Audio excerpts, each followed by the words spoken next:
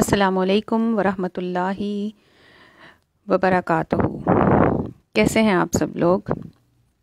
امید کرتی ہوں کہ آپ سب ٹھیک ٹھاک ہوں گے اور اللہ تعالیٰ کی رحمتوں برکتوں کو خوب انجوائے کر رہے ہوں گے، اور اللہ کی رحمتوں کو، اللہ کی رحمت کے اس مہینے کے جو پل ہیں ان کو خوب بہترین طریقے سے اپنے حصے میں اس کی تمام نیکیوں کو لکھوا رہے ہوں گے۔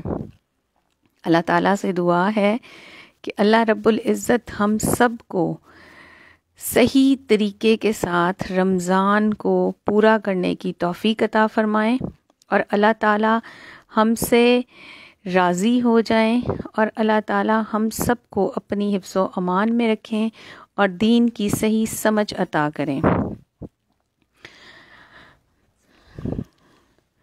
اللہ رب العزت کی دی ہوئی توفیق سے انشاءاللہ العزیز آج ہم 10واں پارہ پڑھیں گے۔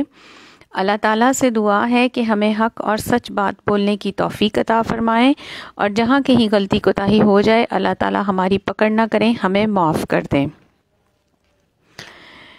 نحمدہ ونصلی علی رسولہ الکریم، اما بعد، اعوذ باللہ من الشیطان الرجیم، بسم اللہ الرحمن الرحیم۔ اللہم صلی علی محمد وعلی آل محمد کما صلیت علی ابراہیم وعلی آل ابراہیم انک حمید مجید۔ اللہم بارک علی محمد وعلی آل محمد کما بارکت علی ابراہیم وعلی آل ابراہیم انک حمید مجید۔ ہر قسم کی حمد و ثنا اللہ مالک الملک کے واسطے، جس نے ہمیں اشرف المخلوقات بنایا اور اپنے پیارے پیغمبر حضرت محمد مصطفیٰ صلی اللہ علیہ وآلہ وسلم کو ہمارے درمیان میں نبی بنا کر بھیجا۔ اس کے بعد لاکھوں کروڑوں درود و سلام امام الانبیاء احمد مجتبیٰ آمنہ کے لال عرب کے در یتیم حضرت محمد مصطفیٰ صلی اللہ علیہ وآلہ وسلم کی ذات بابرکات پر ہوں، جنہوں نے یہ بھلائیوں والا دین ہم تک پہنچایا۔ وَاعْلَمُوا أَنَّمَا غَنِمْتُم مِّن شَيْءٍ فَأَنَّ لِلَّهِ خُمُسَهُ وَلِلرَّسُولِ وَلِذِي الْقُرْبَى وَالْيَتَامَى وَالْمَسَاكِينِ وَابْنِ السَّبِيلِ۔ ایمان والو جان لو کہ جو کچھ بھی مال غنیمت تمہارے ہاتھ آئے، اس میں سے 5واں حصہ اللہ، اس کے رسول، رشتہ داروں، یتیموں، مسکینوں اور مسافروں کے لیے ہے۔ ان کنتم آمنتم باللہ وما انزلنا علی عبدنا یوم الفرقان، اور اگر تم اللہ پر ایمان رکھتے ہو اور اس مدد پر جو ہم نے اپنے بندے محمد صلی اللہ علیہ وسلم پر فیصلے کے دن اتاری، واللہ علی کل شیء قدیر، تو جس دن دونوں فوجیں آپس میں لڑیں اللہ ہر چیز پر قدرت رکھتا ہے۔ یہاں مال غنیمت اور مال فے کی تقسیم کا بیان ہے۔ مال غنیمت وہ مال ہے جو کفار سے جنگ میں فتح کے بعد حاصل ہوا، اور مال فے وہ مال ہے جو کفار سے جنگ کیے بغیر صلح، جزیہ یا خراج کے ذریعے حاصل ہوا۔ پہلے امتوں میں یہ طریقہ ہوتا تھا کہ جنگ میں فتح حاصل کرنے کے بعد سارا مال ایک جگہ جمع کر دیا جاتا، آسمان سے آ کر آگ اسے جلا دیا کرتی، جو اس مال کی اللہ کے ہاں قبولیت کی علامت ہوتی۔ لوگ اس مال سے فائدہ نہیں اٹھا سکتے تھے۔ امت محمدیہ پر اللہ تعالیٰ نے اس مال کو حلال کر دیا۔ مسلم شریف کی حدیث ہے کہ نبی کریم صلی اللہ علیہ وآلہ وسلم نے فرمایا، اللہ عز و جل نے میرے لیے مال غنیمت حلال قرار دیا، حالانکہ یہ مجھ سے پہلے کسی کے لیے حلال نہ تھا۔ مال غنیمت کے اللہ رب العزت نے 5 حصے واضح کر دیے، جن میں سے 4 حصے ان مجاہدین میں تقسیم کر دیے جائیں جنہوں نے جنگ میں حصہ لیا، اور 5ویں حصے کے پھر مزید 5 حصے کیے جائیں، ایک اللہ، ایک اس کے رسول کا، جیسا کہ آپ صلی اللہ علیہ وسلم بھی اسے مسلمانوں پر ہی خرچ کر دیا کرتے تھے، اور پھر ایک رشتہ داروں کا، پھر یتیموں کا، مسکینوں کا، اور 5واں مسافروں کا، جن پر حسب ضرورت خرچ کیا جائے۔ اذ انتم بالعداوۃ الدنیا وہم بالعداوۃ القصویٰ، وہ وقت یاد کرو جب تم میدان بدر میں مدینہ سے قریبی کنارے پر تھے اور وہ دور والے کنارے پر قافلہ تم سے نیچے تھا۔ اگر تم نے پہلے ہی سے جنگ کا ایک مقرر وقت کیا ہوتا تو تم ضرور وعدہ خلافی کر جاتے، لیکن جو فیصلہ مقرر ہو چکا اسے اللہ ظہور میں لے آتا ہے۔ لِيَهْلِكَ مَنْ هَلَكَ عَنْ بَيِّنَاتٍ وَيَحْيَىٰ مَنْ حَيَّىٰ عَنْ بَيِّنَةٍ، تاکہ جسے ہلاک ہونا ہے وہ روشن دلیل آنے کے بعد بھی ہلاک ہو، اور جسے زندہ رہنا ہے وہ دلیل روشن کے بعد بھی زندہ رہے۔ وَأَنَّ اللَّهَ لَسَمِيعٌ عَلِيمٌ، اور بے شک اللہ خوب سننے والا جاننے والا ہے۔ جنگ بدر وہ پہلی جنگ ہے جو نبی کریم صلی اللہ علیہ وسلم کی نبوت کے بعد 2 ہجری 17 رمضان المبارک کو آپ صلی اللہ علیہ وسلم کی قیادت میں مشرکین مکہ کے خلاف لڑی گئی۔ اللہ تعالیٰ نے مشرکین کو ان کی کثرت تعداد کے باوجود بھی شکست دی۔ مسلمان جنگ بدر کے دن وادی کے اس کنارے پر خیمہ زن تھے جو مدینے کے نزدیک تھا، جبکہ مشرکین مکہ وادی کے پار اس کنارے پر تھے جو مدینے سے دور اور مکہ کے قریب ہے۔ جنگ بدر والے دن کو یوم الفرقان کہا گیا۔ اس دن اللہ تعالیٰ نے حق اور باطل کے درمیان واضح فرق کر دیا۔ اللہ تعالیٰ نے مسلمانوں کی قلت تعداد کے باوجود انہیں فتح نصیب فرمائی۔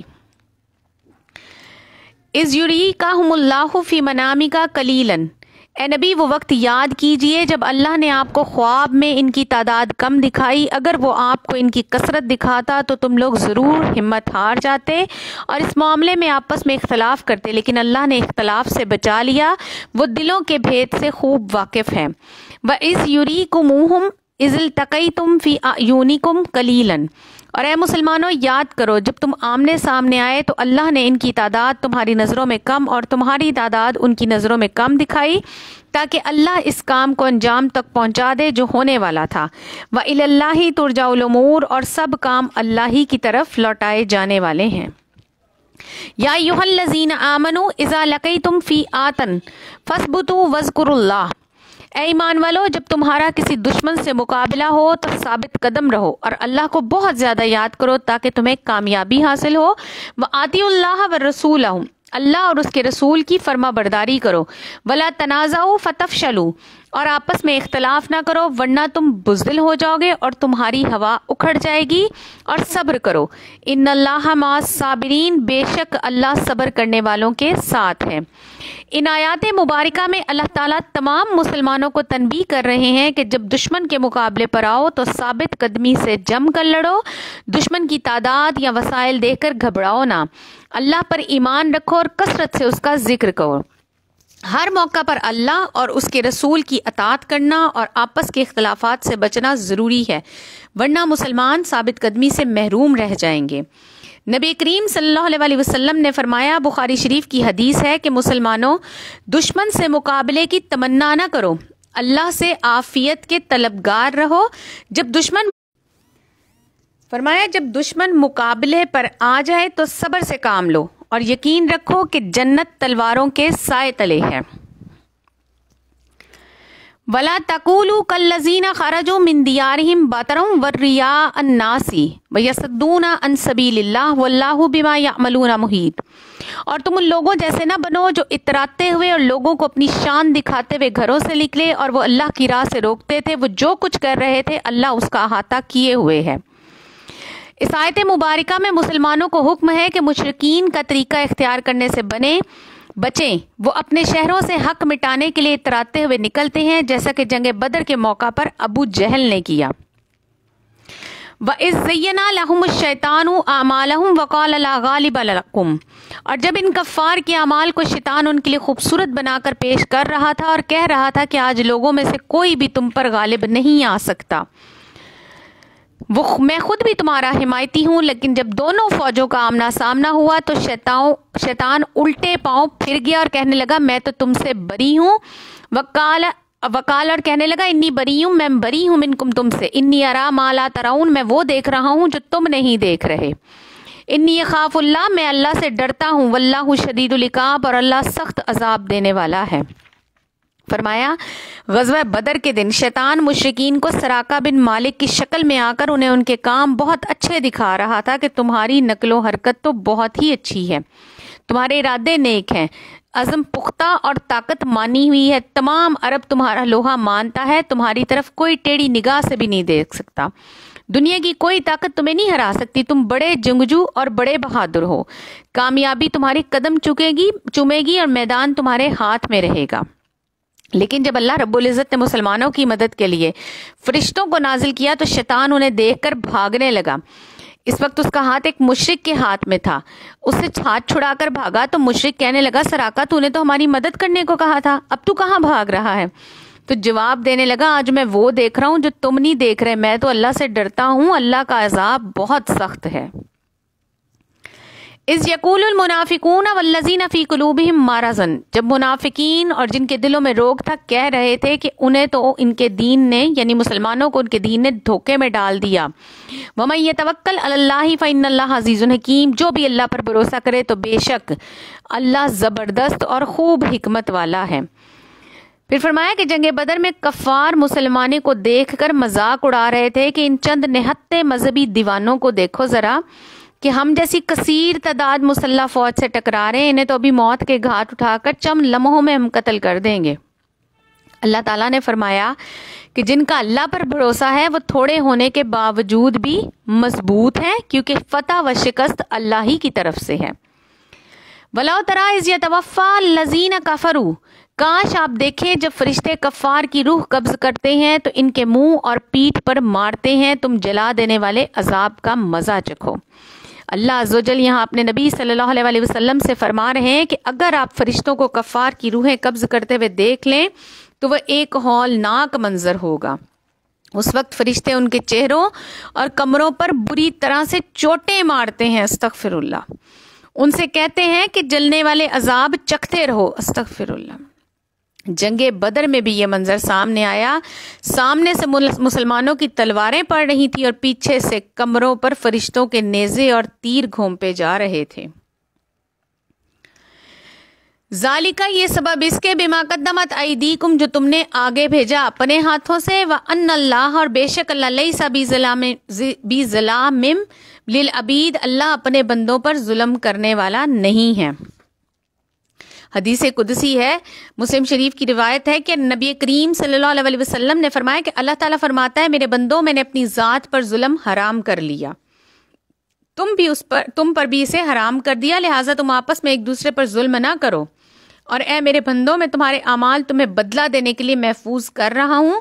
جو شخص اچھائی پالے اسے میری تعریف بیان کرنی چاہیے, جو شخص برائی پائے اسے اپنے آپ کو ہی ملامت کرنی چاہیے. کذاب آل فرعون والذین من قبلہم, ان کی عادت آل فرعون اور ان لوگوں کی عادت جیسی ہے جو ان سے پہلے تھے. انہوں نے اللہ کی آیات کا انکار کیا تو اللہ نے ان کے گناہوں کی وجہ سے پکڑ لیا. ان اللہ قوی شدید العقاب, بے شک اللہ بہت طاقتور اور سخت عذاب دینے والا ہے. ذالک بان اللہ لم یکن مغیرا, اور یہ اس لیے کہ اللہ کوئی نعمت جو اس نے کسی قوم کو عطا فرمائی ہو نہیں بدلتا. انعامہا علی قوم حتی یغیروا ما بانفسہم, جب تک کہ وہ خود اپنے دلوں کی حالت کو نہ بدل ڈالیں. وان اللہ سمیع علیم, اور بے شک اللہ خوب سننے والا اور جاننے والا ہے. کذاب آل فرعون والذین من قبلہم, ان کی عادت آل فرعون اور ان لوگوں کی عادت جیسی ہے جو ان سے پہلے تھے. انہوں نے اللہ کی آیات کو جھٹلایا. فاہلکناہم بذنوبہم, پس ہم نے ان کو گناہوں کی وجہ سے ہلاک کر دیا. واغرقنا, اور غرق کر دیا آل فرعون کو. کلن کانوا ظالمین, اور وہ سب ظالم تھے. ان شر الدواب عند اللہ الذین کفروا فہم لا یؤمنون, تمام جانداروں میں بدتر مخلوق اللہ کے نزدیک وہ لوگ ہیں جنہوں نے کفر اختیار کیا پھر کسی طرح وہ ایمان لانے کو تیار نہیں ہوتے. الذین, وہ لوگ, آہدت منہم ثم ینقضون عہدہم فی کل مرۃ وہم لا یتقون, وہ لوگ جن سے آپ نے معاہدہ کیا پھر ہر موقع پر وہ اپنا معاہدہ توڑ دیتے ہیں اور وہ ذرا بھی خوف نہیں کھاتے.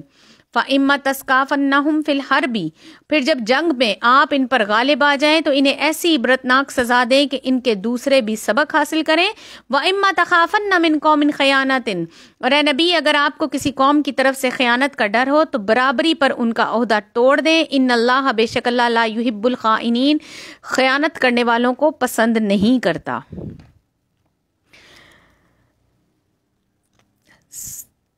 فرمایا اس آیت میں اللہ رب العزت جس خیانت کا تذکرہ کر رہے ہیں اس خیانت سے کافر قوم کی عہد شکنی ہے.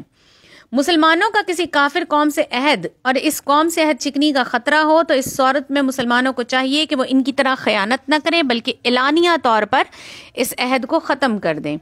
ابو داؤد کی روایت ہے, سلیم بن عامر رضی اللہ عنہ بیان کرتے ہیں کہ معاویہ رضی اللہ اور رومیوں کے درمیان معاہدہ تھا۔ جب معاہدے کی مدت ختم ہونے کے قریب آئی تو معاویہ رضی اللہ تعالیٰ عنہ نے روم کی سرزمین کے قریب اپنی فوجیں جمع کرنی شروع کر دیں تاکہ معاہدے کی مدت ختم ہوتے ہی رومیوں پر حملہ کر دیے جائے۔ جب عمرو بن انبسہ رضی اللہ تعالیٰ عنہ کے علم میں یہ بات آئی تو انہوں نے ایک حدیث رسول بیان فرمائی اور اس فعل کو معاہدے کی خلاف ورزی قرار دیا، جس پر معاویہ رضی اللہ تعالیٰ عنہ نے اپنی فوجیں واپس بلا لیں۔ وَلَا يَحْسَبَنَّ الَّذِينَ كَفَرُوا سَبَقُوا، کفار یہ خیال نہ کریں کہ وہ بچ کر نکل جائیں گے، انہم لا یعجزون، بے شک وہ اللہ کو عاجز نہیں کر سکتے، بے شک۔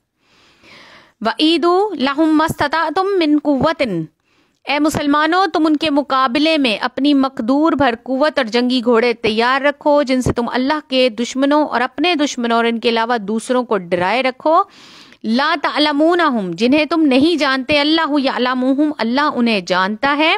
وما تنفقوا من شیء، اور تم اللہ کی راہ میں جو کچھ بھی خرچ کرو، فی سبیل اللہ، اللہ کے راستے میں، یوفا الیکم وانتم لا تظلمون، تو تمہیں اس کا پورا پورا ثواب دیا جائے گا اور تم پر ظلم نہیں کیا جائے گا۔ وَإِن جَنَاحُوا لِلسَّلْمِ فَاجْنَحْ، اور اگر وہ کفار صلح کی طرف مائل ہوں تو آپ بھی صلح کی طرف مائل ہو جائیں۔ وَتَوَکَّلْ عَلَى اللَّهِ، اور پھر وہ اللہ پر بھروسہ رکھیں، اِنَّهُ هُوَ السَّمِيعُ الْعَلِيمُ، اور یقیناً وہ سننے والا اور جاننے والا ہے۔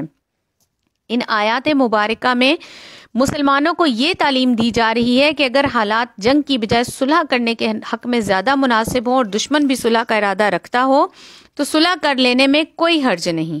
اگر صلح سے دشمن کا مقصد دھوکہ اور فریب ہو تب بھی گھبرانے کی ضرورت نہیں ہے، اللہ تعالیٰ پر بھروسہ رکھتے ہوئے صلح کر لینا بہتر ہے۔ یقیناً اللہ تبارک و تعالیٰ مسلمانوں کو دشمن کے فریب سے محفوظ رکھے گا اور اللہ سبحانہ و تعالیٰ اپنے بندوں کی مدد کے لیے کافی ہے۔ وَإِن يُرِيدُوا أَن يَخْدَعُوكَ فَإِنَّ حَسْبَكَ اللَّهُ، اگر وہ آپ کو دھوکہ دینا چاہیں تو بے شک اللہ آپ کے لیے کافی ہے، وہی تو ہے جس نے اپنی مدد سے اور مومنوں کے ذریعے سے آپ کی تائید کروائی۔ اس آیت مبارکہ میں اللہ تعالیٰ نے نبی صلی اللہ علیہ وسلم اور مومنوں پر اپنے جن احسانات کا ذکر کیا،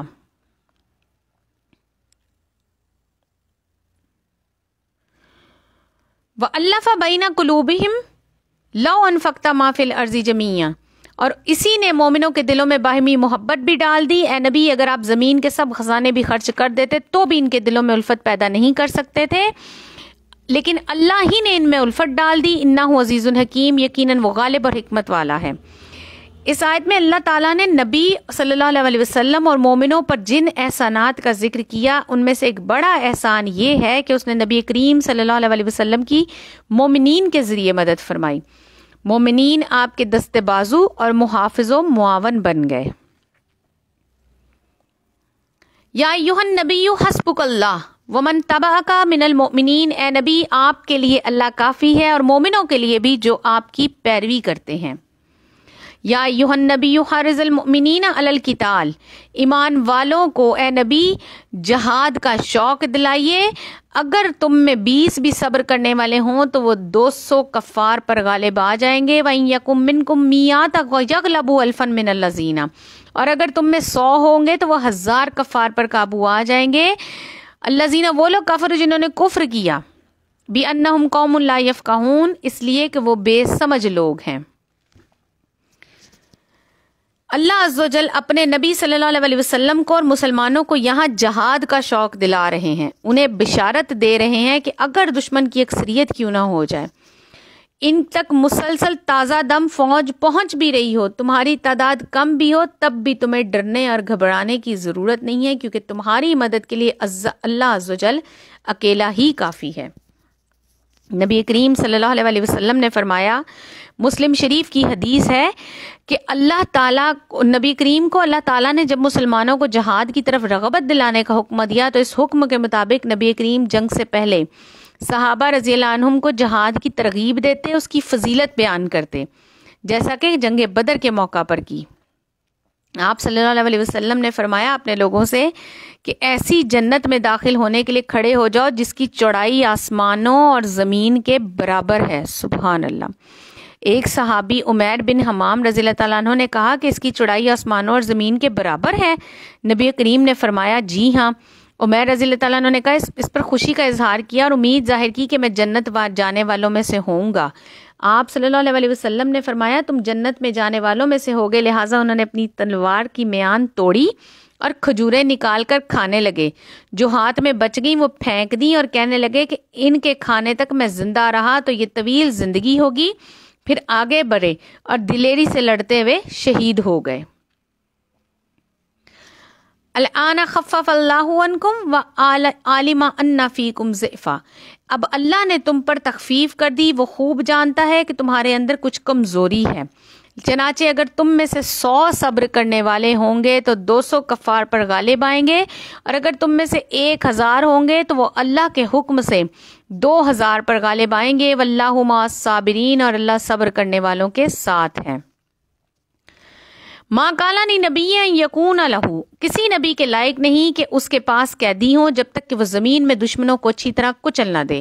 تریدون عرض الدنیا واللہ یرید الآخرہ، اے مسلمانوں تم دنیا کے فائدے چاہتے ہو اور اللہ تمہاری آخرت چاہتا ہے، اور اللہ زبردست حکمت والا ہے۔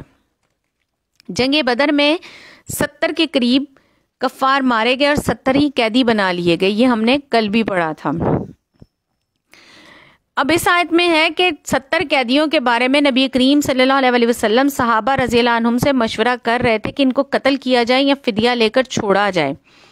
جواز کی حد تک دونوں ہی باتوں کی گنجائش تھی، لہٰذا جواز کی بنیاد پر فدیہ لے کر رہا کرنے کا فیصلہ کیا گیا۔ مشاورت میں عمر رضی اللہ تعالیٰ عنہ نے مشورہ دیا کہ کفر کی قوت و شوکت توڑنے کے لیے ضروری ہے کہ ان قیدیوں کو قتل کیا جائے، کیونکہ یہ کفر اور کفار کے سرغنہ ہیں، آزاد ہو کے اسلام اور مسلمانوں کے خلاف زیادہ سازش کریں گے، جبکہ ابو بکر رضی اللہ تعالیٰ عنہ کی رائے تھی کہ انہیں فدیہ لے کر چھوڑا جائے اور اس مال سے آئندہ جنگ کی تیاری کی جائے۔ نبی کریم صلی اللہ علیہ وسلم نے بھی اس رائے کو پسند فرمایا اور بدر کے تمام قیدیوں سے فی کس 4000 درہم فدیہ وصول کر کے انہیں رہا کر دیا، جس پر یہ اور اس کے بعد آنے والی آیات نازل ہوئیں۔ یہ ابو داؤد کی روایت سے ثابت ہے۔ پھر فرمایا جب کفر کا غلبہ ختم ہو گیا تو قیدیوں کے بارے میں امام وقت کو اختیار دے دیا گیا کہ وہ چاہے تو قتل کر دے، فدیہ لے کر چھوڑ دے، یا مسلمان قیدیوں کے ساتھ ان کا تبادلہ کر لے۔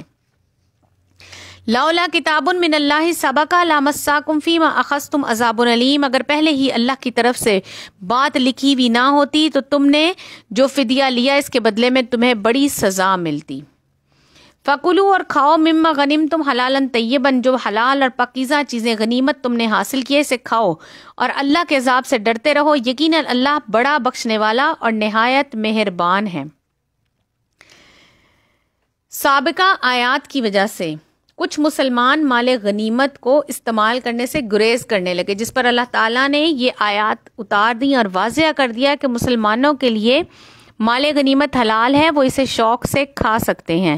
بخاری مسلم کی حدیث ہے کہ اللہ تعالیٰ نے کہا کہ ہماری کمزوری اور عاجزی کو دیکھتے ہوئے نبی کریم صلی اللہ علیہ وسلم نے فرمایا کہ اللہ تعالیٰ نے ہماری کمزوری اور عاجزی کو دیکھتے ہوئے ہم پر مال غنیمت کو حلال کر دیا۔ پھر ترمذی شریف کی حدیث سے روایت ہے کہ اللہ سبحانہ و تعالیٰ نے میری امت کو دوسری امتوں پر فضیلت عطا فرمائی اور ہمارے لیے مال غنیمت کو حلال قرار دیا۔ یا ایہا النبی قل لمن فی ایدیکم من الاسری، اے نبی جو قیدی آپ کے ہاتھوں گرفتار ہوئے ان سے کہہ دیجئے کہ اگر اللہ تمہارے دلوں میں نیک نیتی دیکھے گا تو جو فدیہ تم سے لیا گیا اس سے کہیں بہتر تمہیں عطا فرمائے گا اور پھر تمہارے گناہ بھی معاف فرمائے گا، واللہ غفور الرحیم، اور اللہ بخشنے والا مہربان ہے۔ وَإِن يُرِيدُوا خِيَانَتَكَ فَقَدْ خَانُوا اللَّهَ، اور اگر وہ کفار آپ سے خیانت کرنا چاہیں تو وہ پہلے ہی اللہ سے خیانت کر چکے۔ فَأَمْكَنَ مِنْكُمْ، اور پھر اس نے انہیں تمہارے قبضے میں دے دیا۔ وَاللَّهُ عَلِيمٌ حَكِيمٌ، اور اللہ خوب جاننے والا حکمت والا ہے۔ فرمایا بدر میں کچھ ایسے بھی قیدی تھے جن کے دل میں اسلام کی جستجو تھی، جن سے فدیہ لے لیا گیا تھا، ان کے متعلق یہ آیات نازل ہوئیں۔ آپ ان قیدیوں سے کہہ دیں کہ اگر تم ایمان لے آؤ تو اس فدیے کا بہترین نعم البدل اللہ تعالیٰ تمہیں عطا فرمائے گا۔ چنانچہ ایسے ہوا۔ ان قیدیوں میں عباس رضی اللہ تعالیٰ عنہ بھی تھے، جنہوں نے مشرکین مکہ جنہیں زبردستی جنگ کے لیے ساتھ لائے تھے، ان سے جب فدیے کا مطالبہ کیا تو کہنے لگے میرے پاس تو کچھ نہیں ہے۔ آپ صلی اللہ علیہ وسلم کو اپنے چچا کی طبیعت کا اندازہ تھا۔ آپ صلی اللہ علیہ وسلم نے فرمایا آپ کا وہ مال کہاں ہے جو آپ اور آپ کی بیوی ام الفضل نے مل کر زمین میں دفن کیا تھا؟ عباس رضی اللہ تعالیٰ عنہ کے لیے یہ بات بڑی عجیب تھی، کیونکہ اس مال کا انہیں اور ام الفضل کے علاوہ کسی کو علم نہ تھا۔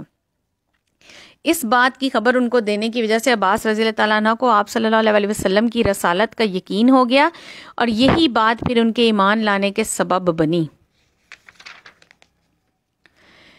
ان الذین آمنوا وہاجروا وجاہدوا باموالہم وانفسہم فی سبیل اللہ، اور بے شک جو لوگ ایمان لائے انہوں نے ہجرت کی اپنی مالوں اور جانوں سے اللہ کی راہ میں جہاد کیا۔ والذین آووا ونصروا اولئک بعضهم اولیاء بعض، اور جن لوگوں نے مہاجرین کو پناہ دی، ان کی مدد کی، یہ سب آپس میں ایک دوسرے کے رفیق ہیں۔ والذین آمنوا ولم یہاجروا ما لکم من ولایاتہم من شیء حتی یہاجروا، جو لوگ ایمان تو لے آئے لیکن انہوں نے ہجرت نہیں کی، ان کی حمایت کرنے کی تمہیں کوئی ضرورت نہیں جب تک کہ وہ ہجرت نہ کریں۔ ہاں اگر وہ تم سے دین کے معاملے میں مدد طلب کریں تو تم پر مدد کرنا ضروری ہے، مگر اس قوم کے خلاف نہیں جن کے اور تمہارے درمیان کوئی معاہدہ ہو۔ تم جو کام کر رہے ہو اللہ اسے خوب دیکھ رہا ہے۔ اس آیت مبارکہ میں آپ صلی اللہ علیہ وسلم کی رسالت پر لبیک کرنے والے صحابہ رضی اللہ عنہم کے فضائل کا تذکرہ ہے۔ فرمایا ان میں سے فضیلت کے پہلے نمبر پہ وہ ہیں جنہوں نے ہجرت کی، اپنا گھر بار سب کچھ چھوڑ دیا۔ دوسرے نمبر پر وہ انصار ہیں جنہوں نے مہاجرین کی مدد کی اور انہیں اپنے گھر میں جگہ دے کر اپنا بھائی بنایا، یہاں تک کہ اکثر انصار صحابہ نے اپنا آدھا مال بھی مہاجرین میں تقسیم کیا۔ جن کے نکاح میں 2 بیویاں تھیں انہوں نے ایک کو طلاق دے کر مہاجر بھائی سے شادی بھی کرائی۔ اس طرح اسلام قبول کرنے کے بعد یہ سب کے ایک دوسرے کے حمایتی اور مددگار بن گئے۔ اور تیسرے نمبر کی فضیلت پر وہ لوگ ہیں جنہوں نے مہاجرین اور انصاف کے علاوہ ہیں، یہ لوگ مسلمان ہونے کے بعد اپنے ہی دیہاتوں میں مقیم رہے۔ ایسے مسلمانوں کو مشرکین کے خلاف مدد کی ضرورت پیش آئے تو دوسرے مسلمانوں کو ان کی مدد ضرور کرنی چاہیے۔ والذین کفروا بعضهم اولیاء بعض، کفار تو آپس میں ایک دوسرے کے دوست ہیں، اگر تم ایسا نہ کرو گے تو ملک میں فتنہ اور فساد پیدا ہوگا۔ فرمایا ایک مسلمان کے لیے دوسرے مسلمان سے دوستی بہت ضروری ہے، چاہے وہ غلام ہی کیوں نہ ہو، بمقابلہ ایک غیر مسلم کے چاہے وہ سردار ہی کیوں نہ ہو۔ نبی کریم صلی اللہ علیہ وسلم نے فرمایا 2 الگ الگ مذاہب والے ایک دوسرے کے وارث نہیں بن سکتے۔ والذین، اور وہ لوگ آمنوا جو ایمان لائے، وہاجروا اور ہجرت کی، جاہدوا جہاد کیا، فی سبیل اللہ اللہ کے راستے میں، والذین، اور وہ لوگ آووا ونصروا اولئک ھم المؤمنون حقا، جنہوں نے مہاجرین کو پناہ دی، مدد کی، یہی لوگ سچے مومن ہیں۔ لہم، ان کے لیے مغفرات مغفرت ہے، ورزق کریم، اور باعزت رزق ہے۔ والذین، اور وہ لوگ آمنوا جو ایمان لائے، من بعد وہاجروا وجاہدوا معاکم فاولئک منکم، جو لوگ بعد میں ایمان لائے اور ہجرت کی اور تمہارے ساتھ مل کر جہاد کیا تو وہ بھی تم ہی میں سے ہیں، اور اللہ کی کتاب میں رشتہ دار آپس میں ایک دوسرے کی وراثت کے زیادہ حقدار ہیں۔ ان اللہ بکل شیء علیم، بے شک اللہ ہر چیز کو خوب جاننے والا ہے۔ اللہ عز و جل سابقہ آیات میں مہاجرین اور انصار کی فضیلت کا ذکر کرنے کے بعد ان آیات میں ان کی فضیلتوں کے ساتھ ساتھ آخرت میں ملنے والے انعامات کا بھی تذکرہ کر رہے ہیں کہ اللہ سبحانہ وتعالیٰ ان کے گناہ مٹا دے گا، پاکیزہ، فراغ اور باعزت روزی عطا فرمائے گا جو دائمی ہوگی، جس میں نہ کمی آئے گی نہ ختم ہوگی، اور نہ ہی کوئی جنتی اس لذت سے اکتائے گا۔ بخاری مسلم کی حدیث ہے کہ نبی کریم صلی اللہ علیہ وسلم نے فرمایا انسان قیامت کے دن اسی کے ساتھ ہوگا جس سے وہ دنیا میں محبت کرتا ہوگا۔ الحمدللہ اللہ رب العزت کی دی ہوئی توفیق سے ہماری سورۃ الانفال مکمل ہو گئی ہے۔ اللہ تعالیٰ سے دعا ہے کہ جہاں کہیں غلطی کوتاہی ہوئی ہے اللہ تعالیٰ ہمیں معاف کر دیں، ہماری پکڑ نہ کریں۔ اللہ رب العزت کی دی ہوئی توفیق سے سورۃ توبہ شروع ہو رہی ہے۔ اللہ تعالیٰ سے حق اور سچ بات کہنے کی توفیق مانگتی ہوں۔ سورۃ توبہ مدنی ہے، اس میں 129 آیات اور 16 رکوع ہیں۔ براءۃ من اللہ ورسولہ الی الذین عاہدتم من المشرکین، مشرکین سے تم نے معاہدہ کر رکھا تھا، اب اللہ اور اس کے رسول کی طرف سے اس بیزاری کا اعلان ہے۔ سورہ توبہ کے شروع میں بسم اللہ نہیں لکھی گئی، نہ ہی سورہ توبہ شروع کرتے وقت بسم اللہ پڑھی جاتی ہے۔ اس سورت کا دوسرا نام برات ہے۔ قرآن کریم میں یہ ایک ہی ایسی سورت ہے جس کی ابتدا بسم اللہ سے نہیں کی گئی۔ اس کی وجہ یہ ہے کہ بسم اللہ میں اللہ تعالیٰ کی رحمت ہے، جبکہ اس سورت کے ابتدا میں ہی عذاب کا ذکر ہے، اسی لیے بسم اللہ نہیں لکھی گئی، کیونکہ رحمت الہی اور عذاب ایک ساتھ جمع نہیں ہو سکتے۔ بخاری شریف کی حدیث ہے کہ اس سورت کی تلاوت جبرائیل علیہ السلام نے بھی نبی کرام کو بغیر بسم اللہ کے سنائی، اور آپ صلی اللہ علیہ وسلم نے صحابہ کو بھی اسی طرح یاد کرائی، اور عثمان غنی رضی اللہ تعالیٰ عنہ کے جمع کردہ نسخے میں بھی یہ سورت بغیر بسم اللہ کے لکھی ہوئی ہے۔ فاسحوا فی الارض اربعۃ اشہر واعلموا انکم غیر معجز اللہ۔ اے مشرکو، تم زمین میں 4 ماہ تک تو چل پھر لو اور جان لو کہ تم اللہ کو عاجز نہیں کر سکتے، اور یہ بھی کہ اللہ کفار کو رسوا کرنے والا ہے۔ فرمایا فتح مکہ سے پہلے مشرکین ننگے ہو کر بیت اللہ کا طواف کرتے، یہ بخاری شریف کی حدیث سے ثابت ہے۔ آپ صلی اللہ علیہ وسلم نے اسے سخت ناپسند فرمایا۔ 9 ہجری میں آپ صلی اللہ علیہ وسلم نے ابو بکر صدیق رضی اللہ تعالیٰ عنہ کی قیادت میں حج کا قافلہ بھیجا۔ ابو بکر رضی اللہ تعالیٰ عنہ کی روانگی کے بعد یہ آیات نازل ہوئیں۔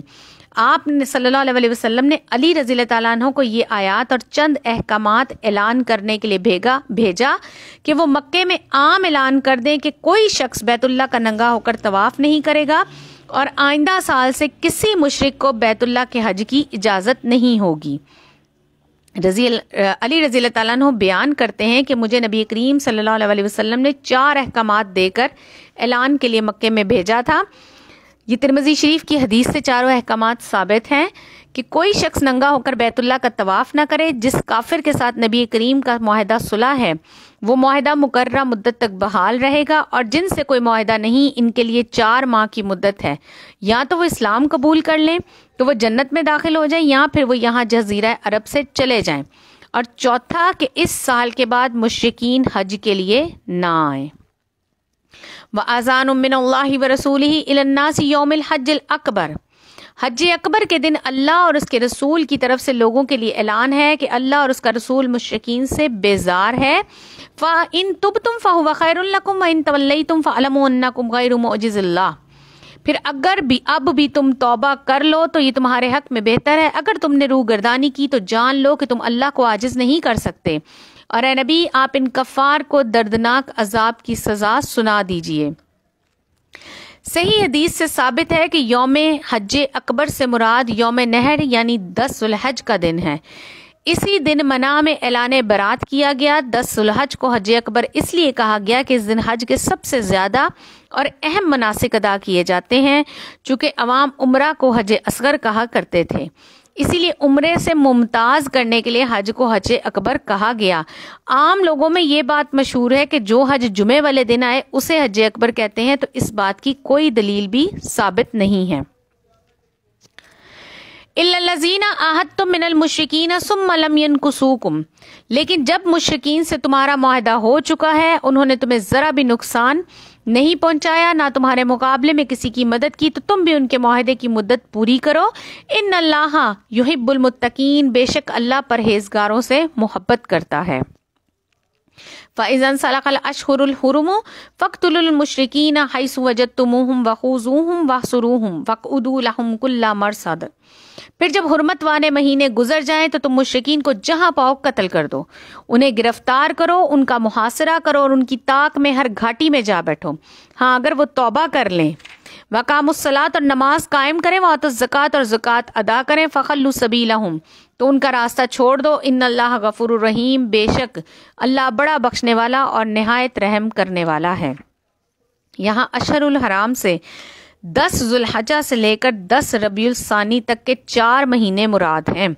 مشرکین سے برات کا اعلان 10 ذو الحج کے دن کیا گیا، اسی لیے اس دن کے بعد سے لے کر 4 مہینے شمار کیے گئے۔ ان میں یا تو مشرکین اپنے آپ کو اسلام کے سانچے میں ڈھال لیں، ورنہ جزیرہ عرب چھوڑ دیں۔ نبی کریم صلی اللہ علیہ وسلم نے فرمایا، بخاری شریف کی حدیث سے روایت ہے کہ مجھے لوگوں سے جہاد کرنے کا حکم ہے جب تک کہ وہ توحید و رسالت کا اقرار نہ کر لیں۔ پھر اگر وہ اقرار کر لیں اور ہمارے قبلے کی طرف رخ کر کے نماز پڑھنے لگیں، ہمارے ذبیحے کھانے لگیں تو ہماری جیسی نماز پڑھنے لگے تو ہم ان پر ان کے خون اور مال ہم پر حرام ہو جائیں گے، اور ان کے وہی حقوق ہوں گے جو مسلمانوں کے ہیں، اور ان پر بھی ویسی ہی ذمہ داریاں عائد ہوں گی جیسی مسلمانوں پہ ہیں۔ وَإِنْ أَحَدٌ مِّنَ الْمُشْرِكِينَ اسْتَجَارَكَ فَأَجِرْهُ حَتَّى يَسْمَعَ كَلَامَ اللَّهِ، اے نبی اگر مشرکیوں میں سے کوئی آپ سے پناہ طلب کرے تو اسے پناہ دے دیں یہاں تک کہ وہ اللہ کا کلام سن لے۔ ثم ابلغه ما مانعه، یا اسے اس کی امن کی جگہ تک پہنچا دیں، اس لیے کہ بلا شک یہ لوگ علم نہیں رکھتے۔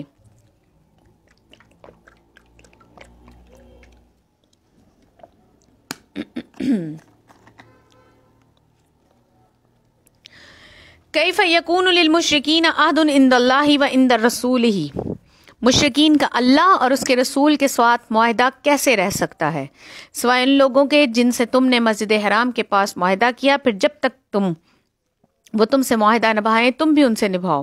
ان اللہ یحب المتقین، بے شک اللہ متقین سے محبت کرتا ہے۔ کیف وَإِن یظہروا علیکم لا یرقبوا فیکم الا ولا ذمہ، اگر مشرکین کے معاہدوں کا کیا اعتبار، جبکہ ان کا حال یہ ہے کہ اگر یہ تم پر غلبہ پالیں تو تمہارے معاملے میں نہ تو قرابت داری کا خیال کریں گے نہ کسی عہد و پیمان کا۔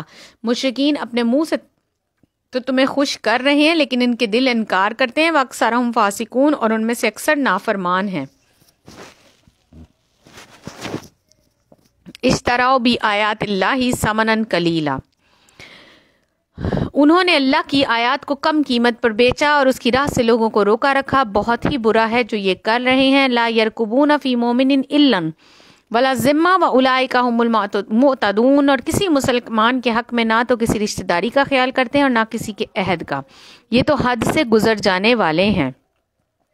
فَإِن تَابُوا وَأَقَامُوا الصَّلَاةَ وَآتُوا الزَّكَاةَ فَإِخْوَانُكُمْ فِي الدِّينِ، لہٰذا اب بھی اگر یہ توبہ کر لیں، نماز کے پابند ہو جائیں، زکوٰۃ دیں تو وہ تمہارے دینی بھائی ہیں۔ ہم اہل علم کے لیے اپنی آیات کھول کر بیان کرتے ہیں۔ وَإِن نَقَصُوا ایمانہم من بعد عہدہم وطعنوا فی دینکم، اگر مشرکین عہد و پیمان کے بعد بھی اپنی قسموں کو توڑ دیں، تمہارے دین میں طعنہ زنی کریں، تو تم بھی ان کے کفر کے سرداروں سے جنگ کرو، بے شک ان کی قسموں کا کوئی اعتبار نہیں۔ لہم لعلہم ینتہون، اس طرح وہ کفر سے باز آ جائیں گے۔ الا تقاتلون قوما نقصوا ایمانہم وہموا باخراج الرسول، کیا تم ایسے لوگوں سے جنگ نہیں کرو گے جنہوں نے اپنی قسموں کو توڑ دیا اور نبی کریم کو شہر مکہ سے بدر کرنے کا ارادہ کیا اور انہوں نے خود ہی جنگ میں پہل کی، کیا تم ان سے ڈرتے ہو؟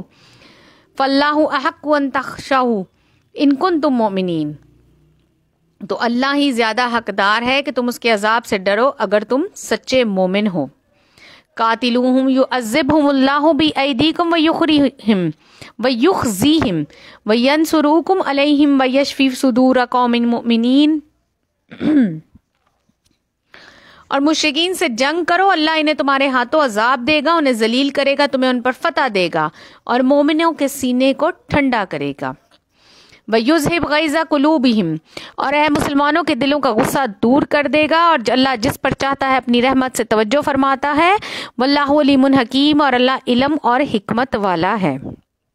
ام حاسبتم ان تترکوا، کیا تم سمجھ بیٹھے ہو کہ تم یوں ہی چھوڑ دیے جاؤ گے، جبکہ ابھی اللہ نے تم میں سے ان لوگوں کو جانا ہی نہیں جنہوں نے جہاد کیا اور اللہ اور اس کے رسول اور مومنوں کے سوا کسی کو جگری دوست نہیں بنایا۔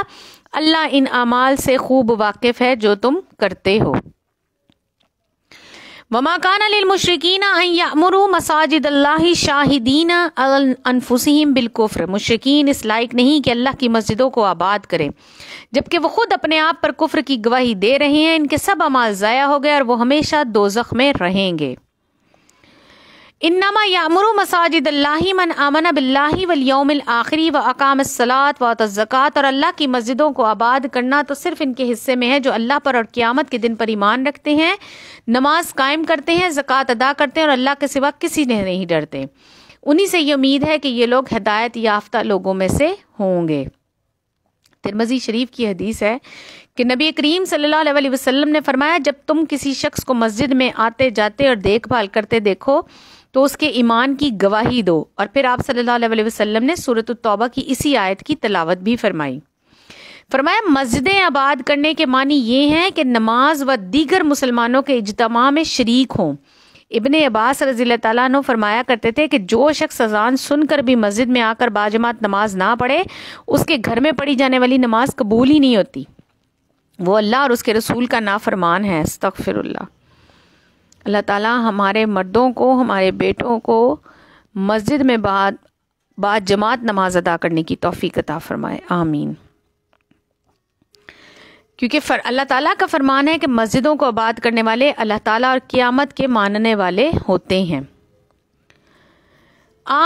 جعلتم سقایات الحاج، مشرکین کیا تم نے حاجیوں کو پانی پلانا اور مسجد حرام کی خدمت کرنا اس شخص کے اعمال کے برابر قرار دے رکھا جو اللہ پر آخرت کے دن پر ایمان لایا اور اس نے اللہ کی راہ میں جاں فشانی کی؟ واللہ لا یہدی القوم الظالمین، یہ اللہ کے نزدیک برابر نہیں، اللہ ظالموں کو ہدایت نہیں دیتا۔ مشرکین مکہ کو اپنی خدمات حرم پر بڑا ناز تھا، بڑے فخر سے کہتے کہ ہم تو کعبہ کے متولی اور خدمت گار ہیں۔ اسی غرور کو یہاں پر اللہ تعالیٰ نے ان کا جرم بنا کر بیان فرمایا کہ تم حرم کے خدمت گار، تم سمجھتے ہو کہ میرے سامنے تمہاری آیات پڑھی جاتی ہیں، تم بے پرواہ ہو کر ان سے منہ موڑ کر اپنی فضول گفتگو میں لگ جاتے ہو، پھر بھی مسجد حرام اور حجاج کی خدمت پر فخر کرتے ہو۔ مسلم شریف کی حدیث ہے کہ نعمان بشیر رضی اللہ تعالیٰ عنہ کہتے ہیں کہ ایک شخص نے کہا کہ اسلام کے بعد اگر حاجیوں کو پانی پلاؤں اور کوئی عمل نہ کروں تو مجھے کوئی پرواہ نہیں۔ دوسرے نے اسی طرح مسجد حرام کو آباد رکھنا نجات کا سبب بتایا، اور تیسرے نے اللہ کی راہ میں جہاد کرنے کو۔ عمر رضی اللہ تعالیٰ نے تینوں کو ڈانٹتے ہوئے کہا کہ ممبر رسول کے پاس آوازیں بلند نہ کرو، یہ جمعے کے دن کا واقعہ ہے۔ جمعے کے بعد ہم آپ صلی اللہ علیہ وسلم کے پاس جمع ہوئے اور آپ صلی اللہ علیہ وسلم سے ان اعمال کے متعلق پوچھا تو یہ آیات اللہ تعالیٰ نے نازل فرما دی۔ الذین آمنوا وہاجروا وجاہدوا فی سبیل اللہ باموالہم، وہ لوگ جو ایمان لائے، ہجرت کی اور اللہ کی راہ میں اپنے مال اور اپنی جان سے جہاد کیا، اللہ کے ہاں ان کا بڑا ہی درجہ ہے، وَأُولَٰئِکَ هُمُ الْفَائِزُونَ، اور یہی لوگ کامیاب ہیں۔ یبشرہم ربہم برحمت منہ ورضوان وجنات لہم فیہا نعیم مقیم، ان کا رب انہیں اپنی طرف سے رحمت، رضامندی اور ایسی جنتوں کی خوشخبری سناتا ہے جن میں ان کے لیے ہمیشہ باقی رہنے والی نعمتیں ہوں گی، خالدین فیہا، ہمیشہ اس میں رہیں گے، ابداً ہمیشہ، ان اللہ، بے شک اللہ، عندہ اجر عظیم، اس کے پاس بہت اجر عظیم ہے۔ یا ایھا الذین آمنوا، اے ایمان والو، لا تتخذوا، نہ بناؤ، اباءکم و اخوانکم اولیاء، اگر تمہارے باپ اور بھائی ایمان کے مقابلے میں کفر کو پسند کر لیں تم انہیں اپنا دوست نہ بناؤ۔ تم میں سے جو لوگ انہیں اپنا دوست بنائیں گے فاولئک ھم الظالمون، تو وہی لوگ ظالم ہوں گے۔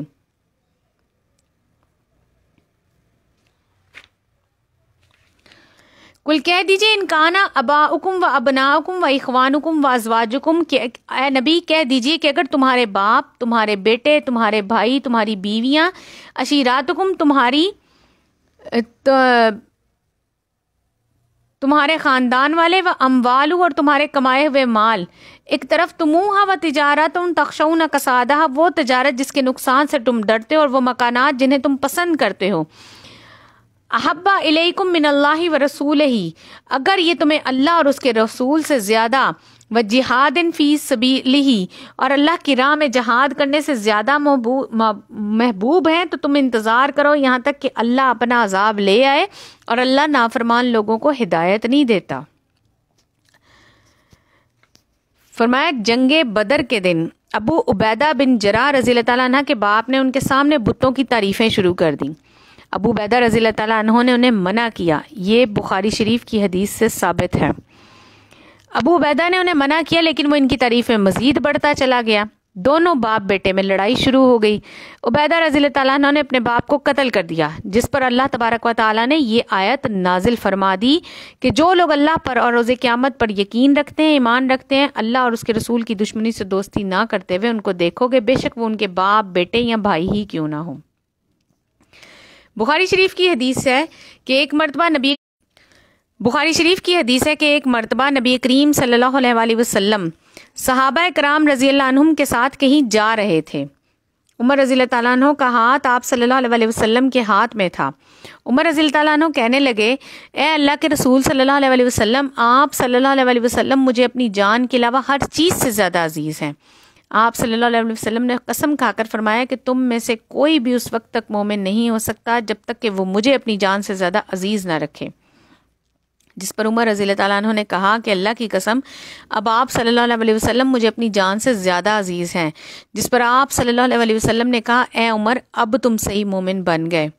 اللہ تعالیٰ ہم سب کے دلوں میں بھی نبی کریم صلی اللہ علیہ وسلم کی ایسی ہی محبت ڈال دے کہ نبی کریم صلی اللہ علیہ وسلم کی محبت ہمارے لیے سب سے زیادہ ہو جائے، آمین۔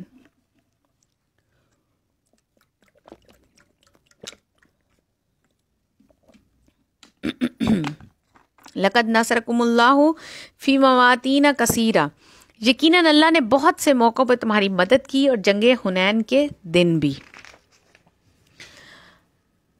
اعجبتکم کثرتکم فلم تغن عنکم شیئا، جبکہ تمہاری کثرت تعداد نے خود فہمی میں تمہیں مبتلا کر دیا لیکن وہ تمہارے کچھ کام نہ آئی، اور زمین اپنی کشادگی کے باوجود تم پر تنگ ہو گئی۔ ثم ولیتم مدبرین، اور تم پیٹھ پھیر کر بھاگ پڑے۔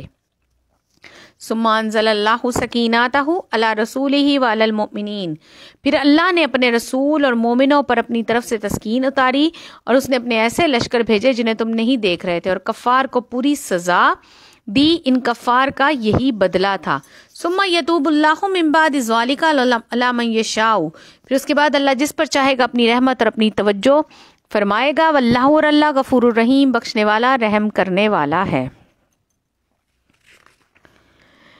حنین مکہ اور طائف کے درمیان ایک وادی ہے، یہاں قبیلہ بنو حوازن اور ثقیف رہتے تھے۔ یہ دونوں قبیلے تیر اندازی میں بڑے مشہور تھے۔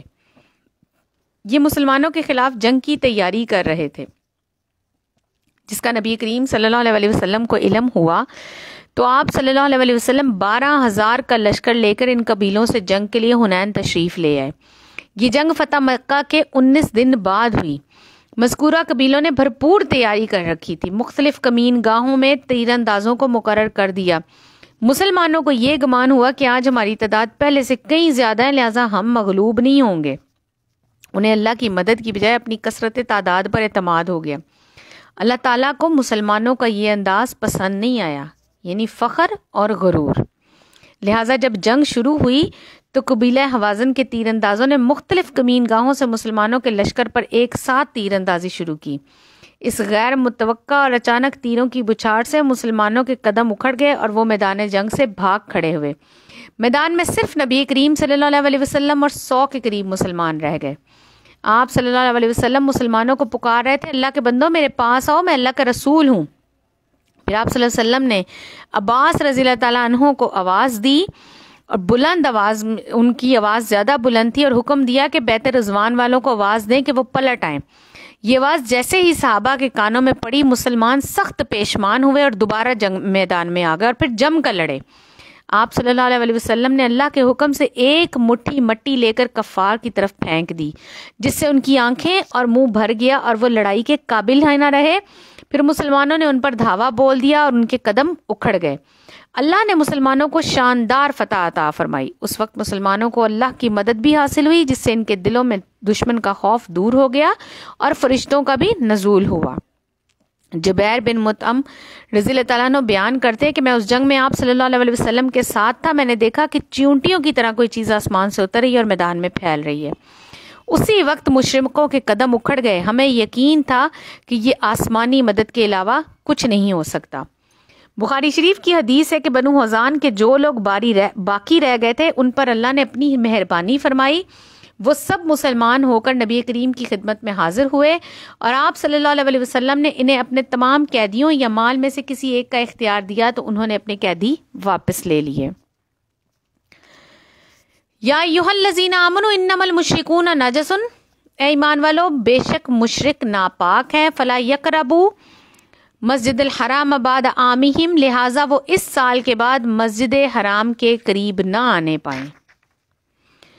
وَإِنْ خِفْتُمْ عِيلَةً فَسَوْفَ يُغْنِيكُمُ اللَّهُ مِنْ فَضْلِهِ، اگر تمہیں غربت کا خوف ہے تو بعید نہیں کہ اللہ چاہے تو تمہیں اپنے فضل سے غنی کر دے. ان اللہ علیم حکیم، بے شک اللہ جاننے والا اور حکمت والا ہے. قاتل الذین لا یؤمنون باللہ ولا بالیوم الآخر، اے ایمان والو تم ان لوگوں سے جنگ کرو جو اللہ پر اور قیامت کے دن پر ایمان نہیں لاتے، جو اللہ اور اس کے رسول کی حرام کردہ چیزوں کو حرام نہیں جانتے اور نہ دین حق قبول کرتے ہیں، وہ جو اہل کتاب میں سے ہیں. ان سے جہاد کرو یہاں تک کہ وہ چھوٹے بن کر رہیں اور تمہیں اپنے ہاتھ سے جزیہ ادا کریں. وقالت الیہود عزیر ابن اللہ، یہود کہتے ہیں کہ عزیر اللہ کے بیٹے ہیں. وقالت النصارى مسیح ابن اللہ، اور نصارہ کہتے ہیں کہ مسیح اللہ کے بیٹے ہیں. ذالک قولہم بافواہہم، یہ بے حقیقت باتیں ہیں جو وہ اپنی منہوں سے نکالتے ہیں، اپنی زبانوں سے. یضاہئون قول الذین کفروا من قبل، یہ ان کفار کی بات کی نقل کرتے ہیں جو ان سے پہلے گزر چکے ہیں. قاتلہم اللہ انا یوفکون، اللہ انہیں ہلاک کرے یہ کہاں بہہ کے چلے جا رہے ہیں. اتخذوا احبارہم ورہبانہم اربابا من دون اللہ، لوگوں نے، ان یہود و نصارہ نے اللہ کو چھوڑ کر اپنے علماء اور درویشوں کو اپنا رب بنا لیا. والمسیح ابن مریم، اور مریم کے بیٹے مسیح کو بھی، حالانکہ انہیں صرف اللہ اکیلے کی عبادت کا حکم دیا گیا جس کے سوا کوئی معبود نہیں. سبحانہ عما یشرکون، اور وہ اس شرک سے پاک ہیں جو وہ کرتے ہیں. مشرکین سے جنگ کی کئی وجوہات سابقہ آیات میں گزری. انہی آیات میں یہود و نصارہ سے جنگ کا حکم ہے جو اللہ، اس کے رسول اور قیامت کے منکر ہیں. ترمذی شریف کی حدیث ہے کہ عدی بن حاتم رضی اللہ تعالیٰ عنہ کہتے ہیں کہ جب میں نے یہ آیت مبارکہ سنی تو یہود و نصارہ نے اپنے علماء کو اپنا رب بنا لیا. تو میں نے نبی کریم سے عرض کیا کہ یہود و نصارہ نے تو اپنے علماء کی کبھی عبادت نہیں کی، پھر یہ کیوں کہا گیا کہ انہوں نے ان کو رب بنا لیا؟ آپ صلی اللہ علیہ وسلم نے فرمایا یہ ٹھیک ہے کہ انہوں نے ان کی عبادت نہیں کی، لیکن یہ بات تو ہے نا کہ ان کے علماء نے حلال کو حرام اور حرام کو حلال قرار دیا ہے اور لوگوں نے ان کی بات مان لی اور ان کی پیروی کی ہے. یہی کرنا ان کی عبادت ہے. یریدون ان یطفئوا نور اللہ بافواہہم، وہ چاہتے ہیں کہ اللہ کے نور کو اپنے منہ سے بجھا دیں، اور اللہ اپنا نور پورا کر کے رہتا ہے اگرچہ کفار کو برا ہی لگے. هو الذی ارسل رسولہ بالہدی ودین الحق لیظہرہ، اللہ وہ ہے جس نے اپنے رسول کو ہدایت اور سچا دین دے کر بھیجا تاکہ وہ اللہ اسے دین اسلام کو تمام دینوں پر غالب کر دے. ولو کارہ المشرکون، اور اگرچہ مشرک برا منائیں. فرمایا کہ دین اسلام دلائل کے لحاظ سے سچا اور حقیقی دین ہے. تاریخ گواہ ہے کہ مسلمانوں نے جب صحیح معنوں میں اللہ کے احکامات پر عمل کیا تو انہیں دنیا کی کوئی طاقت زیر نہیں کر سکی. مسند احمد سے روایت ہے کہ نبی کریم صلی اللہ علیہ وسلم نے فرمایا روئے زمین پر کوئی کچا یا پکا گھر ایسا باقی نہ رہے گا جس میں اللہ کا کلمہ اسلام داخل نہ کر دے. وہ عزت والوں کو عزت دے گا، ذلیلوں کو ذلیل کرے گا، اور جنہیں عزت دینا چاہے گا انہیں اسلام نصیب کرے گا، اور جنہیں ذلیل کرنا ہوگا وہ اسلام قبول ہی نہیں کریں گے لیکن اس کی ماتحتی میں انہیں آنا پڑے گا. پھر مسلم شریف کی حدیث ہے کہ عائشہ رضی اللہ تعالیٰ عنہ نے آپ صلی اللہ علیہ وسلم سے پوچھا کہ اللہ کے رسول، اس آیت کے اترنے کے بعد میرا تو خیال ہے کہ اسلام ہمیشہ باقی رہے گا. آپ صلی اللہ علیہ وسلم نے فرمایا جب تک اللہ کو منظور ہوگا اسلام باقی رہے گا. پھر اللہ تعالیٰ ایک پاکیزہ اور خوشگوار ہوا بھیجے گا جسے ہر اس شخص کو موت آ جائے گی جس کے دل میں رائی کے دانے کے برابر بھی ایمان ہوگا، اور دنیا میں ایسے لوگ رہ جائیں گے جن میں کوئی خیر و بھلائی نہ ہوگی، اور پھر وہ اپنے بزرگوں کے دین کی طرف یعنی شرک کی طرف لوٹ جائیں گے. استغفر اللہ. اللہ تعالیٰ ہمیں اس فتنے سے بچا لے. استغفر اللہ.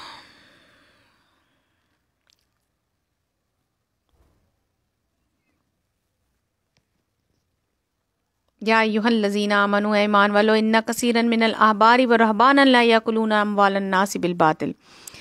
ایمان والو، بے شک اکثر علماء اور درویش لوگوں کا مال ناحق کھا جاتے ہیں اور اللہ کی راہ سے روکتے ہیں. جو لوگ سونا اور چاندی جمع کرتے ہیں اور اسے اللہ کی راہ میں خرچ نہیں کرتے، اور انہیں دردناک عذاب کی خبر سنا دیجیے.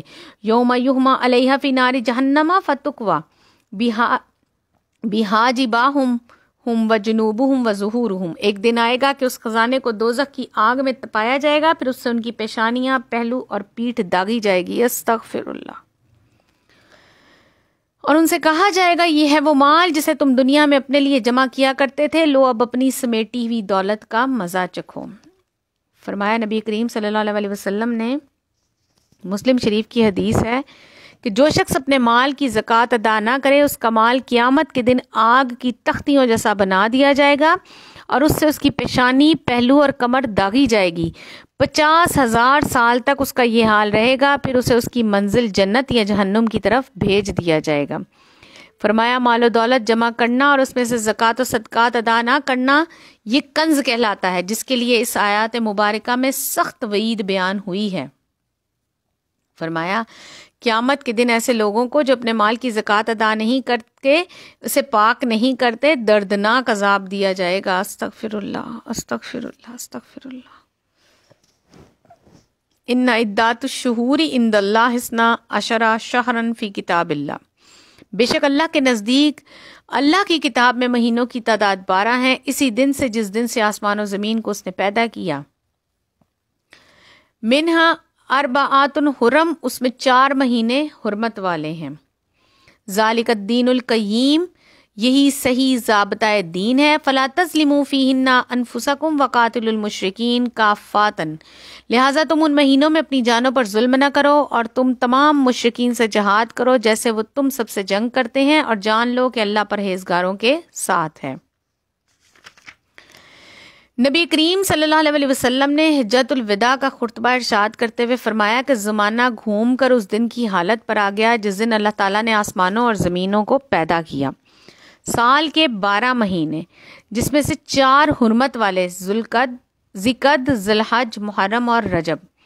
پھر آپ صلی اللہ علیہ وسلم نے سوال کیا یہ کون سا مہینہ ہے؟ صحابہ رضی اللہ عنہم نے جواب دیا کہ اللہ اور اس کا رسول زیادہ جانتے ہیں۔ آپ صلی اللہ علیہ وسلم کچھ دیر خاموش رہے، پھر فرمایا کیا یہ ذوالحج کا مہینہ نہیں؟ صحابہ نے فرمایا جی ہاں۔ آپ صلی اللہ علیہ وسلم نے سوال کیا یہ کون سا شہر ہے؟ صحابہ رضی اللہ تعالیٰ عنہم نے کہا اللہ اور اس کا رسول زیادہ جانتے ہیں۔ آپ صلی اللہ علیہ وسلم نے فرمایا کیا یہ مکہ نہیں؟ صحابہ نے کہا جی ہاں۔ آپ صلی اللہ علیہ وسلم نے فرمایا آج کون سا دن ہے؟ ہم نے کہا اللہ اور اس کا رسول جانتے ہیں۔ نبی کریم صلی اللہ علیہ وسلم کچھ دیر خاموش رہے، پھر فرمایا کیا یہ یوم نحر یعنی قربانی کا دن نہیں؟ صحابہ رضی اللہ عنہم نے کہا جی ہاں۔ آپ صلی اللہ علیہ وسلم نے فرمایا پھر تمہارا خون، تمہارا مال، تمہاری عزت تم پر اس طرح قابل احترام ہے جس طرح آج کا دن، یہ شہر اور یہ مہینہ محترم ہے۔ یہ بخاری مسلم کی حدیث تھی۔ فرمایا سال کے 12 مہینے ہیں، محرم، صفر، ربیع الاول، ربیع الثانی، جمادی الاول، جمادی الثانی، رجب، شعبان، رمضان، شوال، ذوالقعدہ اور ذوالحج۔ حرمت والے مہینوں کی حرمت کا خاص خیال رکھنا ہے۔ حرمت والے مہینے ذوالقعدہ، ذوالحج، محرم اور رجب۔ مسلمانوں کے لیے ضروری ہے ان کی حرمت کا خیال رکھنا۔ ان میں گناہوں کی برائی بڑھ جاتی ہے جیسے کہ حرم شریف میں گناہ کی سزا دوسری عام جگہ کے گناہ سے زیادہ بڑھ جاتی ہے۔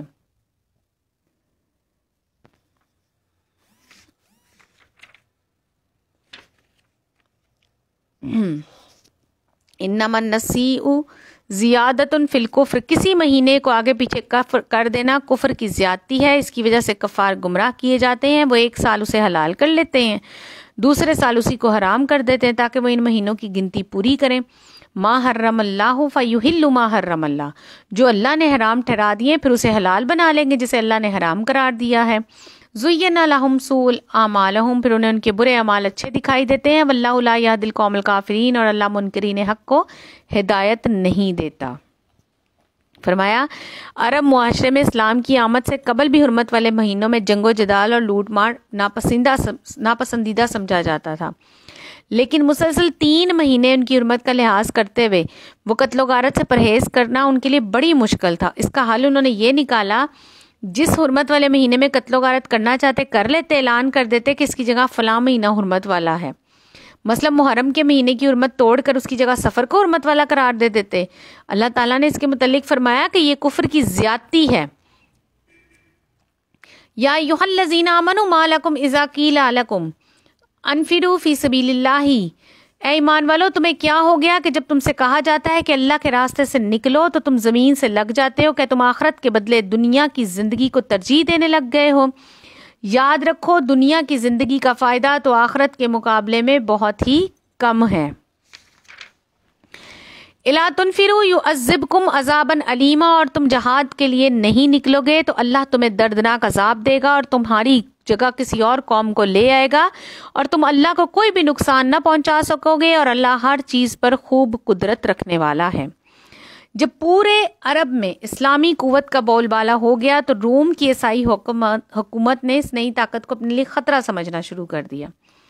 رومی حال ہی میں ایران کی حکومت کو شکست دے کر دنیا سے اپنی قوت کا لوہا منوایا تھا۔ آپ صلی اللہ علیہ وسلم کو اطلاع ملی کہ روم کا عیسائی بادشاہ ہرقل مسلمانوں کے خلاف لڑائی کی تیاری کر رہا ہے۔ یہ شوال 9 ہجری کا واقعہ ہے۔ موسم سخت گرمی کا تھا، سفر بہت لمبا تھا۔ یہ جنگ تبوک کہلاتی ہے جو حقیقت میں ہوئی ہی نہیں تھی۔ 20 روز تک مسلمان ملک شام کے قریب تبوک نامی مقام پر مقیم رہے، مگر رومی جنگ کے لیے نکلے ہی نہیں، مسلمان واپس آ گئے۔ فرمایا اس جنگ میں ظاہری سختیوں کی وجہ سے بعض مسلمانوں اور منافقین کا جنگ پر جانا گراں تھا، جس پر اللہ تعالیٰ نے یہ آیات نازل کی۔ الا تنصروہ فقد نصرہ اللہ اذ اخرجہ الذین کفروا ثانی اثنین، اگر تم ان نبی صلی اللہ علیہ وسلم کی مدد نہیں کرو گے تو تمہیں معلوم ہونا چاہیے کہ اللہ نے ان رسول کی اس وقت مدد کی جب کفار نے انہیں مکہ سے نکال دیا۔ وہ 2 میں سے دوسرا تھا، جبکہ وہ دونوں غار ثور میں تھے، جبکہ وہ نبی کریم اپنے ساتھی ابو بکر سے کہہ رہے تھے کہ غم نہ کرو، اللہ ہمارے ساتھ ہے۔ فانزل اللہ سکیناتہ علیہ وایدہ بجنود لم تروہا وجعل کلمۃ الذین کفروا السفلی، اللہ ہمارے ساتھ ہے، پھر اللہ نے ان پر اپنی سکنیت یعنی اطمینان قلب نازل فرماتے ہوئے ان لشکروں سے ان کی مدد کی جنہیں تم نہیں دیکھ سکے، اور اللہ نے کفار کی بات کو پس پشت ڈالا اور بول بالا تو اللہ ہی کے کلمے کا ہے۔ واللہ عزیز الحکیم، اور اللہ سب پر غالب اور خوب حکمت والا ہے۔ اس آیت مبارکہ میں اللہ تعالیٰ نبی کریم کی مکہ سے ہجرت میں اپنی مدد کی جانب اشارہ فرما رہے ہیں کہ آپ صلی اللہ علیہ وسلم کی ہجرت کے وقت اللہ کی نصرت کے چند مشاہدے ہیں۔ شدید پہرہ کے باوجود آپ صلی اللہ علیہ وسلم کو بحفاظت گھر سے نکال کر غار ثور تک پہنچایا، پھر غار کے منہ پر لکڑیوں کا جال بند دیا، جس کی وجہ سے آپ کا تعاقب کرنے والے مغالطے کا شکار ہو گئے اور غار میں دیکھنے کا کسی کو خیال تک نہ آیا۔ پھر سراقہ بن مالک جو آپ صلی اللہ علیہ وسلم کا پیچھا کر رہا تھا، آپ کو شہید کرنا اور پکڑنا چاہتا تھا، اس کا گھوڑا زمین میں دھنس گیا۔ آخر کار وہ آپ صلی اللہ علیہ وسلم کی رسالت پر ایمان لے آیا۔ ابو بکر صدیق رضی اللہ تعالیٰ عنہ جو آپ صلی اللہ علیہ وسلم کی ہجرت کے ساتھی ہیں، بیان کرتے ہیں کہ میں نے غار ثور کے اندر سے کفار کے پاؤں دیکھے جو ہماری تلاش میں غار تک تھے۔ میں نے عرض کیا اے اللہ کے رسول، یہ بخاری شریف کی حدیث ہے کہ اللہ کے رسول اگر ان میں سے کسی نے جھانک کر اندر دیکھ لیا تو ہم تو انہیں نظر آ جائیں گے۔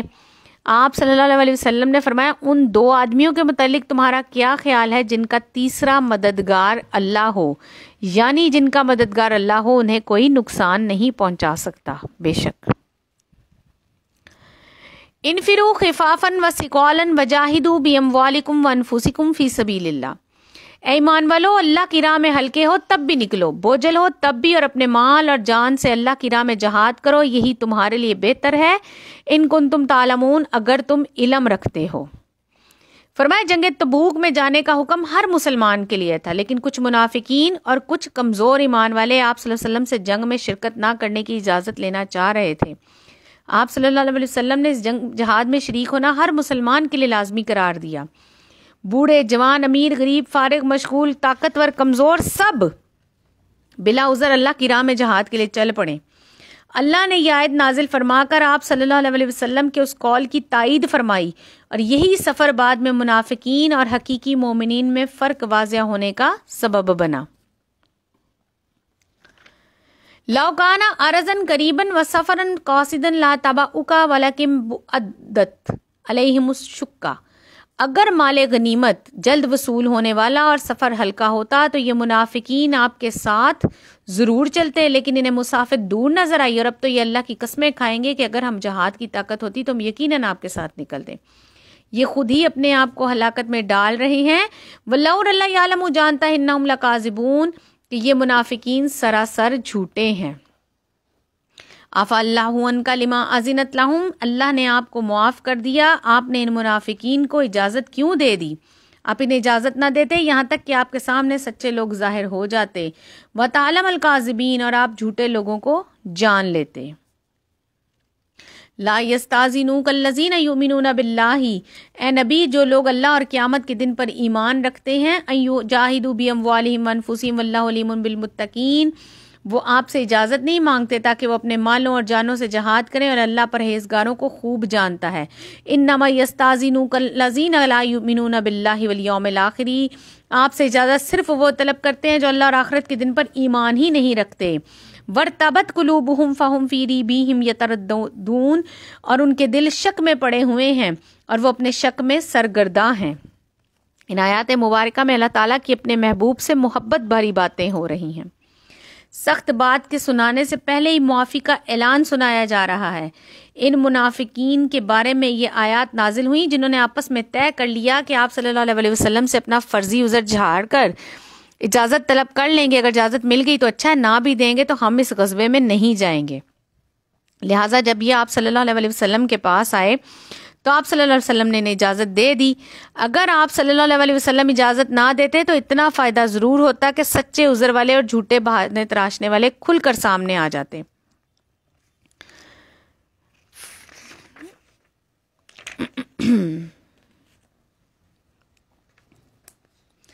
وَلَوْ أَرَادُوا الْخُرُوجَ لَأَعَدُّوا لَهُ عُدَّةً وَلَكِنْ كَرِهَ اللَّهُ، اور اگر واقعی ان کا ارادہ نکلنے کا ہوتا تو وہ اس سفر کے لیے کچھ سامان ضرور تیار کرتے، لیکن اللہ نے ان کا جہاد کے لیے روانہ ہونا پسند ہی نہیں کیا، اس لیے انہیں سست کر دیا اور کہہ دیا کہ تم بھی بیٹھنے والے کے ساتھ بیٹھے رہو۔ لَوْ خَرَجُوا فِيكُمْ مَا زَادُوكُمْ إِلَّا خِبَالًا وَلَا أَوْضَعُوا خِلَالَكُمْ، اگر وہ منافقین تمہارے ساتھ نکلتے تو بھی تمہارے لیے فساد میں اضافہ کرتے اور تمہارے لیے فتنہ کھڑا کرنے کی خواہش کرتے، تمہارے لیے دوڑے دوڑے پھرتے، فتنہ کھڑا کرنے کی خواہش میں دوڑے دوڑے پھرتے، اور اب بھی تمہارے درمیان ان کے جاسوس موجود ہیں۔ واللہ، اور اللہ علیم بالظالمین، ظالموں کو خوب جانتا ہے۔ لَقَدِ ابْتَغُوا فِتْنَةً مِّن قَبْلُ وَقَلَّبُوا لَكَ الْأَمُورَ، اور یقیناً انہوں نے اس سے پہلے بھی فتنہ پھیلانے اور آپ کے معاملات بگاڑنے کی کوشش کی، یہاں تک کہ حق آ گیا اور اللہ کا حکم غالب آ کر رہا، حالانکہ وہ حق کو ناپسند کرتے تھے۔ وَمِنْهُمْ مَن يَقُولُ أَذَّنَ لِي وَلَا تَفْتِنِي، اور منافقین میں سے بعض ایسے بھی ہیں جو کہتے ہیں کہ ہمیں رخصت دے دیجیے، آزمائش میں نہ ڈالیے۔ آگاہ رہیے کہ وہ منافقین تو آزمائش میں پڑے ہوئے ہیں۔ وَإِنَّ جَهَنَّمَ لَمُحِيطَةٌ بِالْكَافِرِينَ، اور یقیناً دوزخ کفار کو گھیر لینے والی ہے۔ آپ صلی اللہ علیہ وسلم نے بنو سلمہ کے رئیس جد بن کیس جو منافق تھا اس سے کہا کہ اس سال عیسائیوں کو جلا وطن کرنے میں ہمارا ساتھ دو، تو کہنے لگا کہ اللہ کے رسول مجھے معاف رکھیے، میں عورتوں کے فتنے میں بڑی جلدی مبتلا ہو جاتا ہوں، جہاد کے دوران عورتوں کو دیکھ کے میں کسی فتنے میں پڑ جاؤں گا۔ اس عجیب سے عذر پر آپ صلی اللہ علیہ وسلم نے اس سے منہ موڑ لیا۔ اللہ تعالیٰ نے اس آیت مبارکہ میں اس بات کی وضاحت کر دی کہ ان کی منافقت ہی اصل میں سب سے بڑا فتنہ ہے جس میں یہ لوگ گرفتار ہیں، اور یہی منافقت انہیں جہنم میں لے کر جائے گی جس سے وہ کہیں بچ نہ سکیں گے اور نہ ہی انہیں اس سے نجات ملے گی۔ ان تصبک حسنۃ تسؤہم وان تصبک مصیبۃ یقولوا قد اخذنا امرنا من قبل ویتولوا وهم فارحون، اے نبی اگر آپ کو کوئی بھلائی مل جائے تو انہیں بری لگتی ہے، اور اگر آپ پر کوئی مصیبت آ جائے تو یہ کہتے ہیں ہم نے تو اپنے معاملے میں پہلے سے ہی احتیاط برتی تھی، اور یہ خوش خوش لوٹ جاتے ہیں۔ کلن یصیبنا الا ما کتب اللہ لنا هو مولانا وعلی اللہ فلیتوکل المؤمنون، تو اے نبی آپ کہہ دیجئے کہ ہمیں تو صرف وہ مصیبت پہنچے گی جو اللہ نے ہمارے مقدر میں لکھ دی، اور وہی ہمارا آقا ہے، اور مومنوں کو صرف اللہ پر بھروسہ کرنا چاہیے۔ قل هل تربصون بنا الا احدى الحسنین، اے نبی آپ کہہ دیجئے کہ تم ہمارے بارے میں دو بھلائیوں میں سے ایک کا انتظار کر رہے، اور ہم تمہارے بارے میں انتظار کرتے ہیں کہ یا تو اللہ اپنے پاس سے تمہیں کوئی عذاب دے یا ہمارے ہاتھوں سے دلوائے، چنانچہ تم بھی انتظار کرو، ہم بھی تمہارے ساتھ انتظار کرتے ہیں۔ قل انفقوا تو ان او کرہن لن یتقبل منکم، اے نبی آپ کہہ دیجئے کہ تم خوشی سے خرچ کرو یا ناخوشی سے، تم سے ہرگز قبول نہ کیا جائے گا، یقیناً تم نافرمان لوگ ہو۔ وما منعہم ان تقبل منہم نفقاتہم، اور ان کے خرچ کیے ہوئے مال قبول نہ ہونے کی وجہ یہ ہے کہ انہوں نے اللہ اور اس کے رسول کا انکار کیا، اور نماز کے لیے آتے بھی ہیں تو کاہلی اور سستی کے ساتھ، اور اللہ کی راہ میں بھی ناگواری سے خرچ کرتے ہیں۔ فرمایا منافقین کو آپ صلی اللہ علیہ وسلم کے ذریعے یہاں کہلوایا جا رہا ہے کہ تم جس طرح چاہو خرچ کرو، راضی ہو کر یا نہ راضی ہو کر، دونوں برابر ہیں۔ اپنی مرضی سے اللہ کی راہ میں خرچ کرو گے تب بھی قبول نہیں ہوگا، کیونکہ قبولیت کے لیے ایمان شرط ہے جو تمہارے اندر ہے ہی نہیں۔ فلا تعجبک اموالہم ولا اولادہم، پس ان کے مال اور اولاد آپ کو تعجب میں نہ ڈالیں۔ انما یرید اللہ لیعذبہم بہا فی الحیاۃ الدنیا وتزہق انفسہم وہم کافرون، اور اللہ کی چاہت یہی ہے کہ ان کی وجہ سے، مال اور اولاد کی وجہ سے انہیں دنیا کی زندگی میں بھی سزا دے اور ان کی جانیں حالت کفر میں نکلیں۔ وَيَحْلِفُونَ بِاللَّهِ إِنَّهُمْ لَا مِنْكُمْ وَمَا هُمْ مِنْكُمْ وَلَكِنَّهُمْ قَوْمٌ يَفْرَقُونَ، اور منافقین اللہ کی قسمیں کھا کر کہتے ہیں کہ وہ تم ہی میں سے ہیں، حالانکہ وہ تم میں سے نہیں بلکہ وہ تو ڈرپوک لوگ ہیں۔ لَوْ يَجِدُونَ مَلْجَأً أَوْ مَغَارَاتٍ، اگر منافقین کوئی پناہ کی جگہ یا کوئی غار یا کوئی سرگسانے کی جگہ پا لیتے تو فوراً اس کی طرف لگام توڑ کر بھاگ جاتے۔ وَمِنْهُمْ مَنْ يَلْمِزُوكَ فِي الصَّدَقَاتِ، ان میں سے ایسے بھی ہیں جو آپ پر صدقہ کے مال کی تقسیم کے بارے میں اعتراض کرتے ہیں، اگر انہیں اس میں سے کچھ دے دیا جائے تو خوش ہو جاتے ہیں، اور اگر اس میں سے نہ دیا جائے تو فوراً ناراض ہو جاتے ہیں۔ وَلَوْ أَنَّهُمْ رَضُوا مَا آتَاهُمُ اللَّهُ وَرَسُولَهُ، اور اگر یہ لوگ اللہ اور اس کے رسول کے دیے ہوئے پر خوش ہوتے اور یہ کہتے کہ اللہ ہی ہمیں کافی ہے، اور اب اللہ ہمیں اپنے فضل سے مزید دے گا، اس کا رسول بھی، بے شک ہم تو اللہ ہی کی طرف راغب ہیں، تو یہ ان کے لیے بہتر ہوتا۔ فرمایا بعض منافق صدقے کی تقسیم پر آپ صلی اللہ علیہ وسلم پر اعتراض کرتے کہ آپ صلی اللہ علیہ وسلم صحیح تقسیم نہیں کرتے، اس سے ان کا مقصد اصلاح نہیں بلکہ ذاتی مفاد ہوتا تھا، کیونکہ اگر انہیں بھی صدقہ مل جائے تو خاموش، ورنہ نکتہ چینی کرنے لگتے۔ بخاری شریف کی حدیث ہے کہ جب نبی کریم صلی اللہ علیہ وسلم جنگ حنین کا مال تقسیم کر رہے تھے تو ابن ذی الخویسرہ منافق تھا، اس نے آپ صلی اللہ علیہ وسلم پر اعتراض کیا کہ انصاف کیجیے، آپ انصاف نہیں کر رہے۔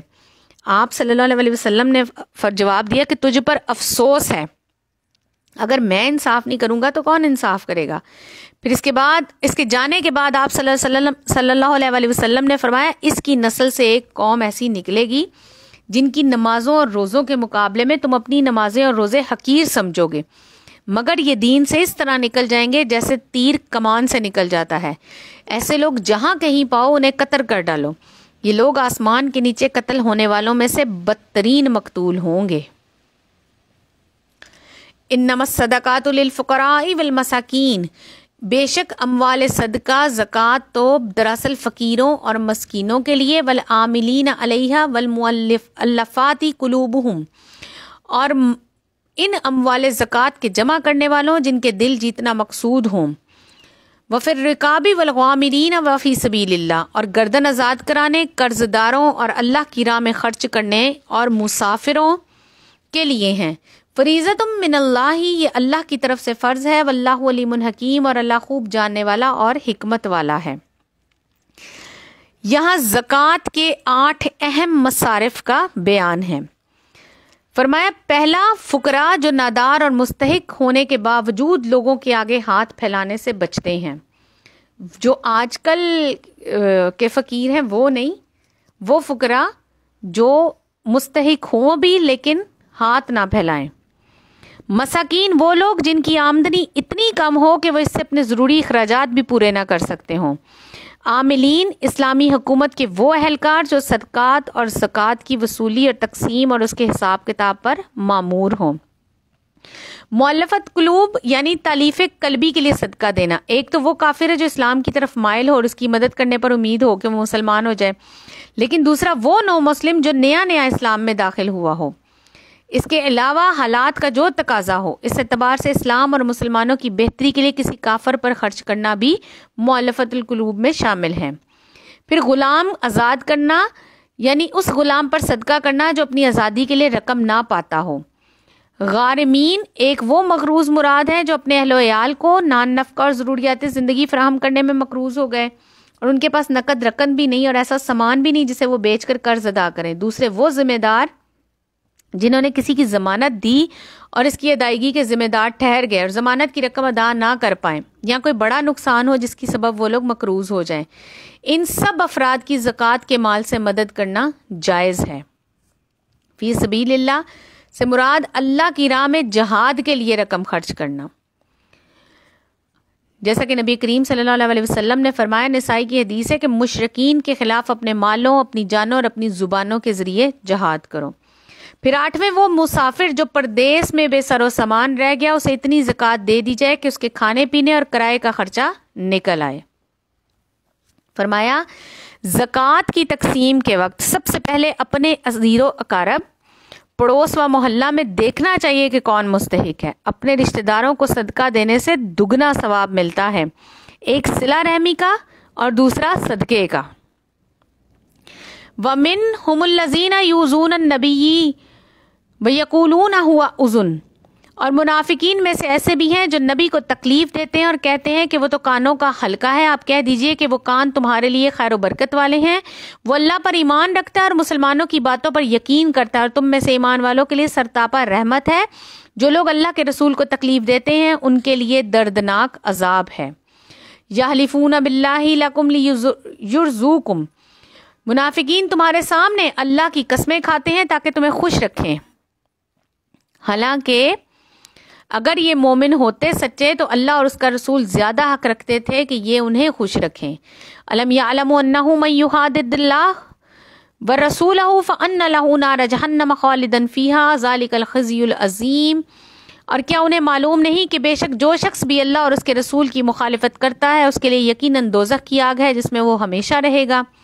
یحذر المنافقون ان تنزل علیہم سورۃ تنبئوہم بما فی قلوبہم، منافقین کو ہر وقت اس بات کا ڈر ہے کہ کہیں ان پر کوئی صورت نہ اتار دی جائے جو انہیں ان کے دلوں کی بات بتا دے۔ اے نبی آپ کہہ دیجئے کہ تم مذاق اڑاتے رہو، یقیناً اللہ وہ باتیں ظاہر کرنے والا ہے جن سے تم ڈرتے ہو۔ وَلَئِن سَأَلْتَهُمْ لَا يَقُولُنَّ إِنَّمَا كُنَّا نَخُوضُ وَنَلْعَبُ، اگر آپ ان سے پوچھیں تو وہ ضرور کہہ دیں گے کہ ہم تو صرف مذاق کے طور پر ایسی باتیں کرتے تھے۔ آپ کہہ دیجئے کیا اللہ، اس کی آیات اور اس کا رسول تمہارے لیے ہنسی مذاق ہیں؟ لا تعتذروا قد کفرتم بعد ایمانکم، اب تم بہانے نہ بناؤ، یقیناً تم نے اپنے ایمان کے بعد کفر اختیار کیا۔ اگر ہم تم میں سے کچھ لوگوں کو معاف بھی کر دیں تو کچھ لوگوں کو ان کے جرم کی سزا دیں گے۔ المنافقون والمنافقات بعضهم من بعض، منافق مرد اور منافق عورتیں آپس میں سب ایک ہی ہیں، یہ برے کاموں کا حکم دیتے ہیں اور نیک کاموں سے روکتے ہیں اور اللہ کی راہ میں خرچ کرنے سے اپنے ہاتھوں کو روکے رکھتے ہیں۔ انہوں نے اللہ کو بھلا دیا تو اس نے بھی انہیں بھلا دیا، بے شک منافقین ہی نافرمان ہیں۔ وعد اللہ المنافقین والمنافقات، اللہ ان منافق مردوں، عورتوں اور کفار سے جہنم کی آگ کا وعدہ کر چکا جہاں یہ ہمیشہ رہیں گے۔ وہی جہنم کی آگ ان کے لیے کافی ہے، ان پر اللہ کی لعنت ہے اور ان کے لیے ہمیشہ کا عذاب ہے۔ کالذین من قبلکم کانوا اشد منکم قوۃ واکثر اموالا واولادا، تم ان لوگوں کی طرح ہو جو تم سے پہلے تھے، وہ قوت میں تم سے زیادہ، قوی اور مال و اولاد میں بھی تم سے کہیں زیادہ تھے، وہ دنیا میں اپنا حصہ استعمال کر چکے، پھر تم نے بھی اپنے حصے سے فائدہ اٹھایا جیسے تم سے پہلے کے لوگ اپنے حصے سے فائدہ مند ہوئے تھے، اور تم بھی فضول باتوں میں الجھے رہے جیسے کہ وہ الجھے رہے۔ اولئک حبطت اعمالهم فی الدنیا والآخرہ واولئک هم الخاسرون، اور یہی لوگ ہیں جن کے اعمال دنیا اور آخرت میں ضائع ہو گئے۔ فرمایا نبی کریم صلی اللہ علیہ وسلم نے، بخاری شریف کی حدیث ہے کہ اس ذات کی قسم جس کے ہاتھ میں میری جان ہے کہ تم اپنے سے پہلے لوگوں کے طریقوں کی پیروی کرو گے، یہاں تک کہ اگر وہ کسی بل میں داخل ہوئے تو تم بھی ان کے پیچھے داخل ہو جاؤ گے۔ لوگوں نے پوچھا کیا اس سے آپ صلی اللہ علیہ وسلم کی مراد اہل کتاب ہیں؟ تو آپ صلی اللہ علیہ وسلم نے فرمایا اور کون، یعنی نہیں تو پھر اور کون ہے جس کی میں تمہیں مثال دے رہا ہوں۔ اس آیت مبارکہ میں اللہ تعالیٰ سابق ظالموں کی غلط حرکات کی نشاندہی فرما کر موجودہ کفار اور منافقین کو تنبیہ فرما رہے ہیں کہ تم ان کے جیسی حرکات نہ کرنا۔ ان کے عبرتناک انجام سے سبق حاصل کرنا۔ الم یاتیہم نبأ الذین من قبلہم قوم نوح وعاد وثمود، کیا ان منافقین کے پاس ان سے پہلے لوگوں کی خبریں نہیں پہنچی؟ قوم نوح، عاد، سمود، قوم ابراہیم، اہل مدین اور الٹی ہوئی بستیوں کے رہنے والوں کی۔ ان کے پاس پیغمبر آئے کھلی نشانیاں لے کر۔ فما کان اللہ لیظلمہم ولکن کانوا انفسہم یظلمون، اللہ ایسا نہیں تھا کہ ان پر ظلم کرتا، بلکہ انہوں نے خود اپنی جانوں پر ظلم کیا۔ اس آیت مبارکہ میں منافقین کو نصیحت کی گئی کہ تمہاری حالت ان قوموں جیسی ہے جنہیں اللہ سبحانہ و تعالیٰ نے ہر طرح کی نعمتوں سے نوازا، مالی اور جسمانی اعتبار سے تم سے بہت بہتر تھے، لیکن جب انہوں نے اللہ کے دین کا مذاق اڑایا تو ان کے ساتھ غور کرو کیا کیا ہوا۔ قوم نوح طوفان میں غرق کر دی گئی، قوم عاد طاقت اور قوت میں ممتاز ہونے کے باوجود سخت آندھی سے ہلاک کر دی گئی، قوم سمود کو زوردار آسمانی چیخ سے ہلاک کیا گیا، قوم ابراہیم جس کے بادشاہ نمرود کو مچھر نے مار دیا، اصحاب مدین شعیب علیہ السلام کی قوم جنہیں زوردار چیخ، زلزلے اور بادلوں کے عذاب سے ہلاک کیا گیا، اور اہل متافقات سے مراد قوم لوط جن پر آسمان سے پتھر برسائے گئے، ان کی بستی کو اوپر اٹھا کر نیچے پھینک دیا گیا جس سے پوری بستی تباہ و برباد ہو گئی۔ استغفر اللہ، استغفر اللہ۔ والمؤمنون والمؤمنات بعضهم اولیاء بعض، مومن مرد اور مومن عورتیں آپس میں ایک دوسرے کے مددگار ہیں، وہ نیکیوں کا حکم دیتے ہیں اور برائیوں سے روکتے ہیں، نمازوں کی پابندی کرتے ہیں، زکوٰۃ ادا کرتے ہیں، اللہ اور اس کے رسول کی اطاعت کرتے ہیں۔ اولئک سیرحمہم اللہ ان اللہ عزیز حکیم، یہی لوگ ہیں جن پر اللہ بہت جلد رحم فرمائے گا، بے شک اللہ غالب خوب حکمت والا ہے۔ وعد اللہ المؤمنین والمؤمنات جنات تجری من تحتها الانہار خالدین فیہا، اللہ نے مومن مردوں اور مومن عورتوں سے ایسی جنتوں کا وعدہ فرمایا جن کے نیچے نہریں ہیں جہاں وہ ہمیشہ رہیں گے، اور سدا بہار جنتوں میں عمدہ محلات کا وعدہ ہے، اور اللہ کی رضا مندی سب سے بڑی نعمت ہے، یہی زبردست کامیابی ہے۔ فرمایا مسند احمد سے روایت ہے کہ نبی کریم نے کہ جنت کے متعلق آپ نے فرمایا کہ اس کی اینٹیں سونے چاندی کی، اس کا ملبہ خاص مشک، اس کے کنکر ہیرے جواہرات کی، اور اس کی مٹی زعفران کی ہے، جو اس میں جائے گا نعمتوں میں ہوگا اور ہمیشہ کی زندگی پا لے گا۔ جنت کی سب سے بڑی نعمت اللہ تعالیٰ کی رضا ہوگی۔ اللہ تعالیٰ ہم سب کو یہ جنت نصیب کرنا۔ اللہم اجعلنا منہم، اللہ ہمیں بھی ان میں سے کر دینا۔ اللہم اجعلنا منہم، اللہ ہمیں بھی ان میں سے کر دینا، آمین۔ یا ایھا النبی جاہد الکفار والمنافقین واغلظ علیہم ومأواہم جہنم، اے نبی کفار اور منافقین سے جہاد کیجئے، ان پر سختی کیجئے، ان کا ٹھکانہ دوزخ ہے جو نہایت بدترین ہے۔ یحلفون باللہ ما قالوا ولقد قالوا کلمات الکفر، یہ منافقین اللہ کی قسمیں کھا کر کہتے ہیں کہ انہوں نے یہ بات نہیں کی، حالانکہ یہ کفر کا کلمہ کہہ چکے اور یہ اسلام لانے کے بعد دوبارہ کافر ہو گئے، اور انہوں نے اس برے کام میں اکتنے رسول کے ارادہ کیا جو یہ پورا نہ کر سکے۔ وما نقموا الا ان اغناہم اللہ، یہ صرف اسی بات کا انتقام لے رہے ہیں کہ انہیں اللہ اور اس کے رسول نے اپنے فضل سے دولت مند بنا دیا۔ اگر یہ اب بھی توبہ کر لیں تو یہ ان کے حق میں بہتر ہے، اور اگر یہ منہ پھیر لیں تو اللہ انہیں دنیا آخرت میں دردناک عذاب دے گا۔ وما لہم فی الارض من ولی ولا نصیر، اور زمین بھر میں ان کا کوئی حمایتی اور مددگار نہ ہوگا۔ ومنہم من عہد اللہ لئن اتانا من فضلہ، اور ان میں سے کچھ ایسے ہیں جنہوں نے اللہ سے عہد کیا کہ اگر وہ ہمیں اپنے فضل سے مال عطا کرے تو ہم ضرور صدقہ خیرات کریں گے اور نیکوکاروں میں سے ہو جائیں گے۔ فلما آتاہم من فضلہ بخلوا بہ وتولوا وہم معرضون، اور جب اللہ نے انہیں اپنے فضل سے عطا کیا تو وہ اس میں بخیلی کرنے لگے اور اپنے وعدے سے پھر گئے، اور انہوں نے حق سے منہ موڑ لیے۔ فَأَعْقَابَهُمْ نِفَاقًا فِي قُلُوبِهِمْ إِلَى يَوْمِ، پھر اس کی سزا میں اللہ نے ان کے دلوں میں اس وقت تک کے لیے نفاق ڈال دیا جب تک کہ وہ اللہ کے حضور پیش ہوں گے، کیونکہ انہوں نے اللہ سے کیے ہوئے وعدے کی خلاف ورزی کی، اور اس لیے بھی کہ وہ جھوٹ بولتے ہیں۔ اللہم لا تجعلنا منہم، اللہ ہمیں ان میں سے نہ کرنا۔ الم یعلموا ان اللہ یعلم سرہم ونجواہم وان اللہ علام الغیوب، کیا انہیں معلوم نہیں کہ اللہ کو ان کے دلوں کے بھید، ان کی سرگوشیوں کا علم ہے، اور اللہ چھپی ہوئی باتوں کو خوب جانتا ہے۔ الذین یلمزون المتاوئین من المؤمنین من صدقات، وہ لوگ ان مومنوں پر طعنہ زنی کرتے ہیں جو دل کھول کر خیرات کرتے ہیں، ان لوگوں پر بھی جنہیں سوائے اپنی محنت مزدوری کے کچھ میسر نہیں، بس یہ ان کا مذاق اڑاتے ہیں، اللہ بھی ان کا مذاق اڑائے گا۔ اس آیت مبارکہ میں منافقین کی ایک کبھی حرکت کا ذکر ہے کہ جب نبی کریم صلی اللہ علیہ وسلم جنگ کے موقع پر مسلمانوں سے چندہ کی اپیل کرتے تو مسلمان آپ صلی اللہ علیہ وسلم کی اپیل پر لبیک کہتے اور حسب استطاعت اس میں حصہ لیتے۔ جس کے پاس زیادہ مال ہوتا وہ زیادہ صدقہ کرتا، جس کے پاس تھوڑا ہوتا وہ تھوڑا کرتا۔ یہ منافقین دونوں قسم کے مسلمانوں پر طعنہ زنی کرتے، زیادہ دینے والوں کے بارے میں کہتے کہ ان کا مقصد ریاکاری اور نمود و نمائش ہے، تھوڑا دینے والوں کو کہتے کہ تمہارے اتنے سے مال سے کیا ہوگا، اور پھر یہ کبھی کبھی تو یہ بھی کہتے کہ اللہ کو تمہارے صدقے سے بے نیاز ہے۔ استغفر لہم او لا تستغفر لہم، اے نبی آپ ان کے لیے استغفار کریں یا نہ کریں برابر ہے، آپ 70 مرتبہ بھی ان کے لیے استغفار کریں تو بھی اللہ انہیں نہیں بخشے گا، اس لیے کہ انہوں نے اللہ اور اس کے رسول کا انکار کیا۔ واللہ اللہ لا یہدی، نہیں ہدایت دیتا قوم الفاسقین، نافرمان قوم کو۔ فارغ المخلفون بمقعدہم، جہاد سے پیچھے رہ جانے والے لوگ نبی کریم صلی اللہ علیہ وسلم کے جانے کے بعد پیچھے بیٹھ رہنے پر خوش ہیں۔ ان یجاہدوا باموالہم وانفسہم، انہوں نے اللہ کی راہ میں اپنے مال اپنی جانوں سے جہاد کرنا پسند کیا اور کہا کہ اس شدید گرمی میں جہاد کے لیے نہ نکلو اے نبی، آپ فرما دیجئے نار جہنم اشد حرا لو کان یفقہون، کہ جہنم کی آگ اس گرمی سے بہت زیادہ ہے، کاش وہ یہ بات سمجھتے۔ نبی کریم صلی اللہ علیہ وسلم نے فرمایا، بخاری شریف کی یہ حدیث ہے کہ یہ آگ جو تم دنیا میں جلاتے ہو یہ جہنم کی آگ کا 70واں حصہ ہے۔ نبی صحابہ کرام رضوان اللہ علیہم اجمعین نے کہا کہ اللہ کے رسول جلانے کے لیے تو یہ آگ کافی ہے۔ آپ صلی اللہ علیہ وسلم نے فرمایا جہنم کی آگ کی تپش اس دنیا کی آگ سے 69 گنا زیادہ ہے۔ استغفر اللہ، اللہم لا تجعلنا منہم، اللہ ہمیں جہنم کی آگ سے بچا لینا۔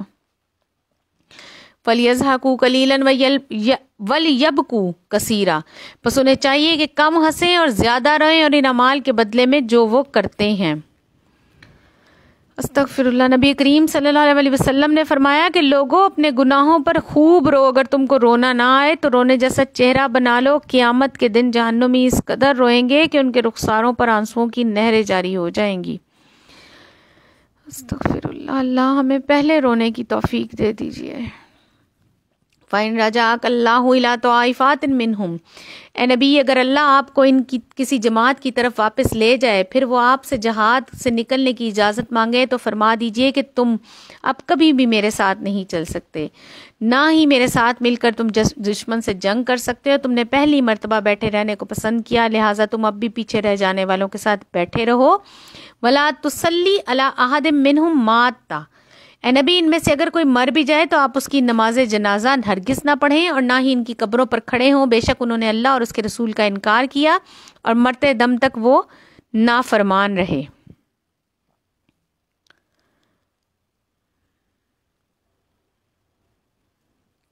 وَلَا تُعْجِبْكَ أَمْوَالُهُمْ وَأَوْلَادُهُمْ، اے نبی اے نبی صلی اللہ علیہ وسلم آپ کو ان کے مال و اولاد کی کثرت تعجب میں نہ ڈالے، یقیناً اللہ کی چاہت یہی ہے کہ انہیں ان کی چیزوں سے دنیا میں سزا دے اور ان کی جانیں حالت کفر میں نکلیں۔ وَإِذَا أُنزِلَتْ سُورَةٌ أَنْ آمِنُوا بِاللَّهِ وَجَاهِدُوا مَعَ رَسُولِهِ، جب کوئی صورت اتاری جاتی اللہ پر ایمان لے آؤ، اس کے رسول کے ساتھ مل کر جہاد کرو، تو ان میں سے دولت مند لوگ آپ کے پاس آ کر یہ کہہ کر رخصت طلب کرتے کہ ہمیں تو جہاد سے پیچھے بیٹھے رہنے والوں میں چھوڑ دیجئے۔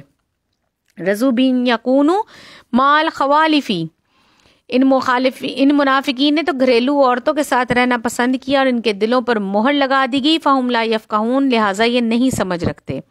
لیکن الرسول والذین آمنوا، لیکن خود رسول اور اس کے ساتھ ایمان لانے والے اپنی مالوں اور جانوں سے جہاد کرتے ہیں، انہی لوگوں کے لیے تمام بھلائیاں ہیں اور یہی لوگ عظیم الشان کامیابی والے ہیں۔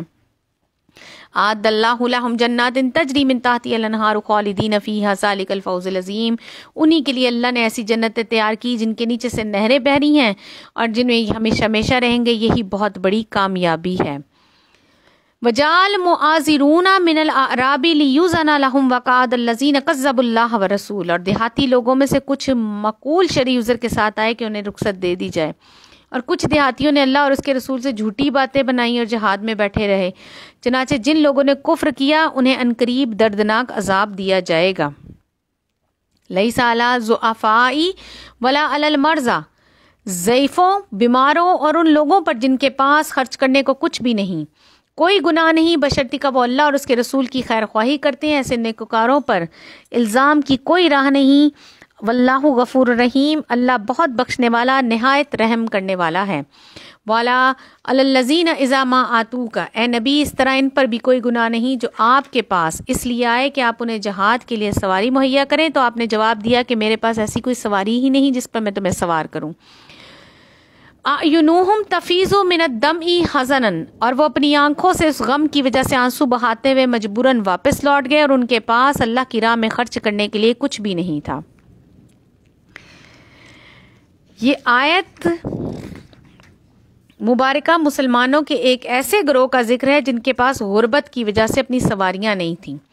نبی کریم صلی اللہ علیہ وسلم نے بھی انہیں سواریاں پیش کرنے سے معذرت کر دی، کیونکہ آپ کے پاس بھی اس کا انتظام نہ تھا، جس پر انہیں اتنا صدمہ ہوا کہ بے اختیار ان کی آنکھوں سے آنسو جاری ہو گئے۔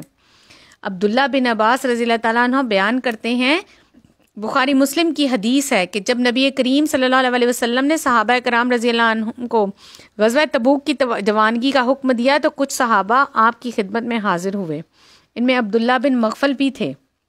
انہوں نے آپ صلی اللہ علیہ وسلم سے عرض کی کہ اللہ کے رسول، ہمارے پاس جہاد میں شریک ہونے کے لیے سواریاں نہیں ہیں، آپ صلی اللہ علیہ وسلم ہمیں سواریاں دے دیں۔ تو آپ صلی اللہ علیہ وسلم نے فرمایا میرے پاس تمہیں دینے کے لیے سواریاں نہیں ہیں۔ وہ لوگ روتے ہوئے واپس چلے گئے۔ ان کا خلوص دیکھتے ہوئے اللہ تعالیٰ نے ان کا عذر قرآن کریم میں بیان فرمایا۔ نبی کریم صلی اللہ علیہ وسلم نے ان معذور لوگوں کے بارے میں فرمایا کہ تمہارے پیچھے مدینے میں کچھ لوگ ایسے ہیں کہ تم جس وادی سے گزرتے، جس راستے پر چلتے تو وہ تمہارے ساتھ اجر میں برابر کے شریک ہوتے۔ صحابہ کرام نے پوچھا کہ اللہ کے رسول صلی اللہ علیہ وسلم یہ کیسے ہو سکتا ہے کہ جبکہ وہ مدینے میں بیٹھے تھے؟ آپ صلی اللہ علیہ وسلم نے فرمایا ان کے عذر نے ان کو مدینے میں روکنے پر مجبور کیا، یعنی ان کی خالص نیت کی وجہ سے ان کو یہ اجر مل رہا ہے۔ انما السبیل علی الذین، اے نبی البتہ الزام کی گدائش ان لوگوں پر ہے، یستاذنونک وہم اغنیاء، جو دولت مند ہونے کے باوجود آپ صلی اللہ علیہ وسلم سے اجازت طلب کرتے ہیں جہاد میں پیچھے رہنے کی، یہ تو گھر میں بیٹھی ہوئی عورتوں کے ساتھ رہنے پر خوش ہیں۔ وَاتَّبَعَ اللَّهُ عَلَىٰ قُلُوبِهِمْ فَهُمْ لَا يَعْلَمُونَ، اور اللہ نے ان کے دلوں پر مہر لگا دی جس کی وجہ سے وہ بے علم ہو گئے۔ روز قیامت اس گناہ کی ان کو کیا سزا ملنے والی ہے۔ اس آیت مبارکہ میں منافقین کا تذکرہ ہے جنہوں نے جھوٹے عذر پیش کیے اور آپ صلی اللہ علیہ وسلم سے جہاد میں پیچھے رہنے کی اجازت مانگی۔ ترمذی شریف کی حدیث ہے، ابی ہریرہ رضی اللہ تعالیٰ عنہ سے روایت ہے کہ نبی کریم صلی اللہ علیہ وسلم نے فرمایا، بندہ جب کوئی گناہ کرتا ہے تو اس گناہ کی وجہ سے اس کے دل پر ایک سیاہ نقطہ پڑ جاتا ہے، پھر اگر وہ گناہ چھوڑ دے، توبہ استغفار کر لے تو اس کا دل صاف ہو جاتا ہے۔ اگر بار بار گناہ کرتا رہے تو وہ سیاہ نقطہ بڑھتا چلا جاتا ہے، یہاں تک کہ اس کے دل کو مکمل ڈھانپ لیتا ہے اور پھر اس کے لیے ہدایت پانا دشوار ہو جاتا ہے۔ اللہم لا تجعلنا منہم، اللہ ہمیں ان میں سے نہ کرنا۔ الحمدللہ، اللہ رب العزت کی دی ہوئی توفیق سے ہمارا 10واں پارہ مکمل ہو گیا ہے۔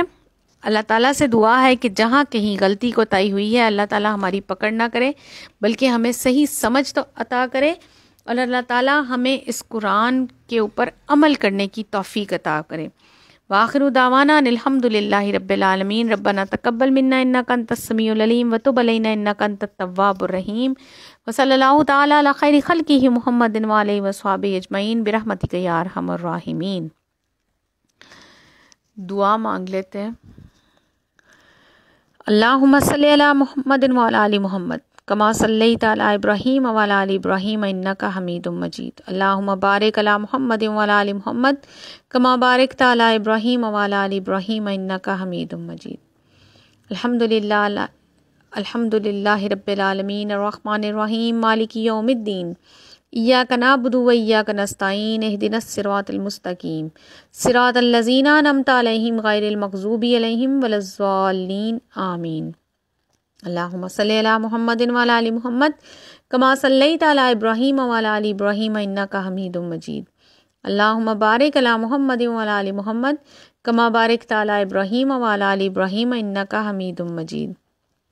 یا ذوالجلال والاکرام ارحم علی حالنا ولا تنظر الی سوء اعمالنا، یا ارحم الراحمین ارحم علی حالنا ولا تنظر الی سوء اعمالنا، ربنا ظلمنا انفسنا وان لم تغفر لنا وترحمنا لنکونن من الخاسرین، یا حیو یا قیوم برحمتک نستغیث، یا حیو یا قیوم برحمتک نستغیث، رب یسر ولا تعسر تمم بالخیر، رب ارحمہما کما ربیانی صغیرا، رب ارحمہما کما ربیانی صغیرا، یا اللہ یا رحمان، یا اللہ آپ کو آپ کے زمین و آسمان کے بادشاہ ہونے کا واسطہ، اللہ جی آپ کو آپ کے زمین و آسمان کے بادشاہ ہونے کا واسطہ، اللہ جی ہم سب کی غلطیوں کوتاہیوں کو معاف کر دیجئے، اللہ ہماری غلطیوں کوتاہیوں کو معاف کر دیجئے، اللہ ہم بڑے گناہ گار ہیں، بڑے سیاہکار ہیں، پر اللہ آپ کی نبی کی امت میں سے ہیں، اللہ ہمارے غلطیوں کوتاہیوں کو معاف کر دیجئے، اللہ ہم سب کے عیبوں کی پردہ پوشی کرتے ہیں، اللہ قیامت کے دن بھی ہمارے عیبوں کی پردہ پوشی کرنا، ہمیں رسوا نہ کرنا،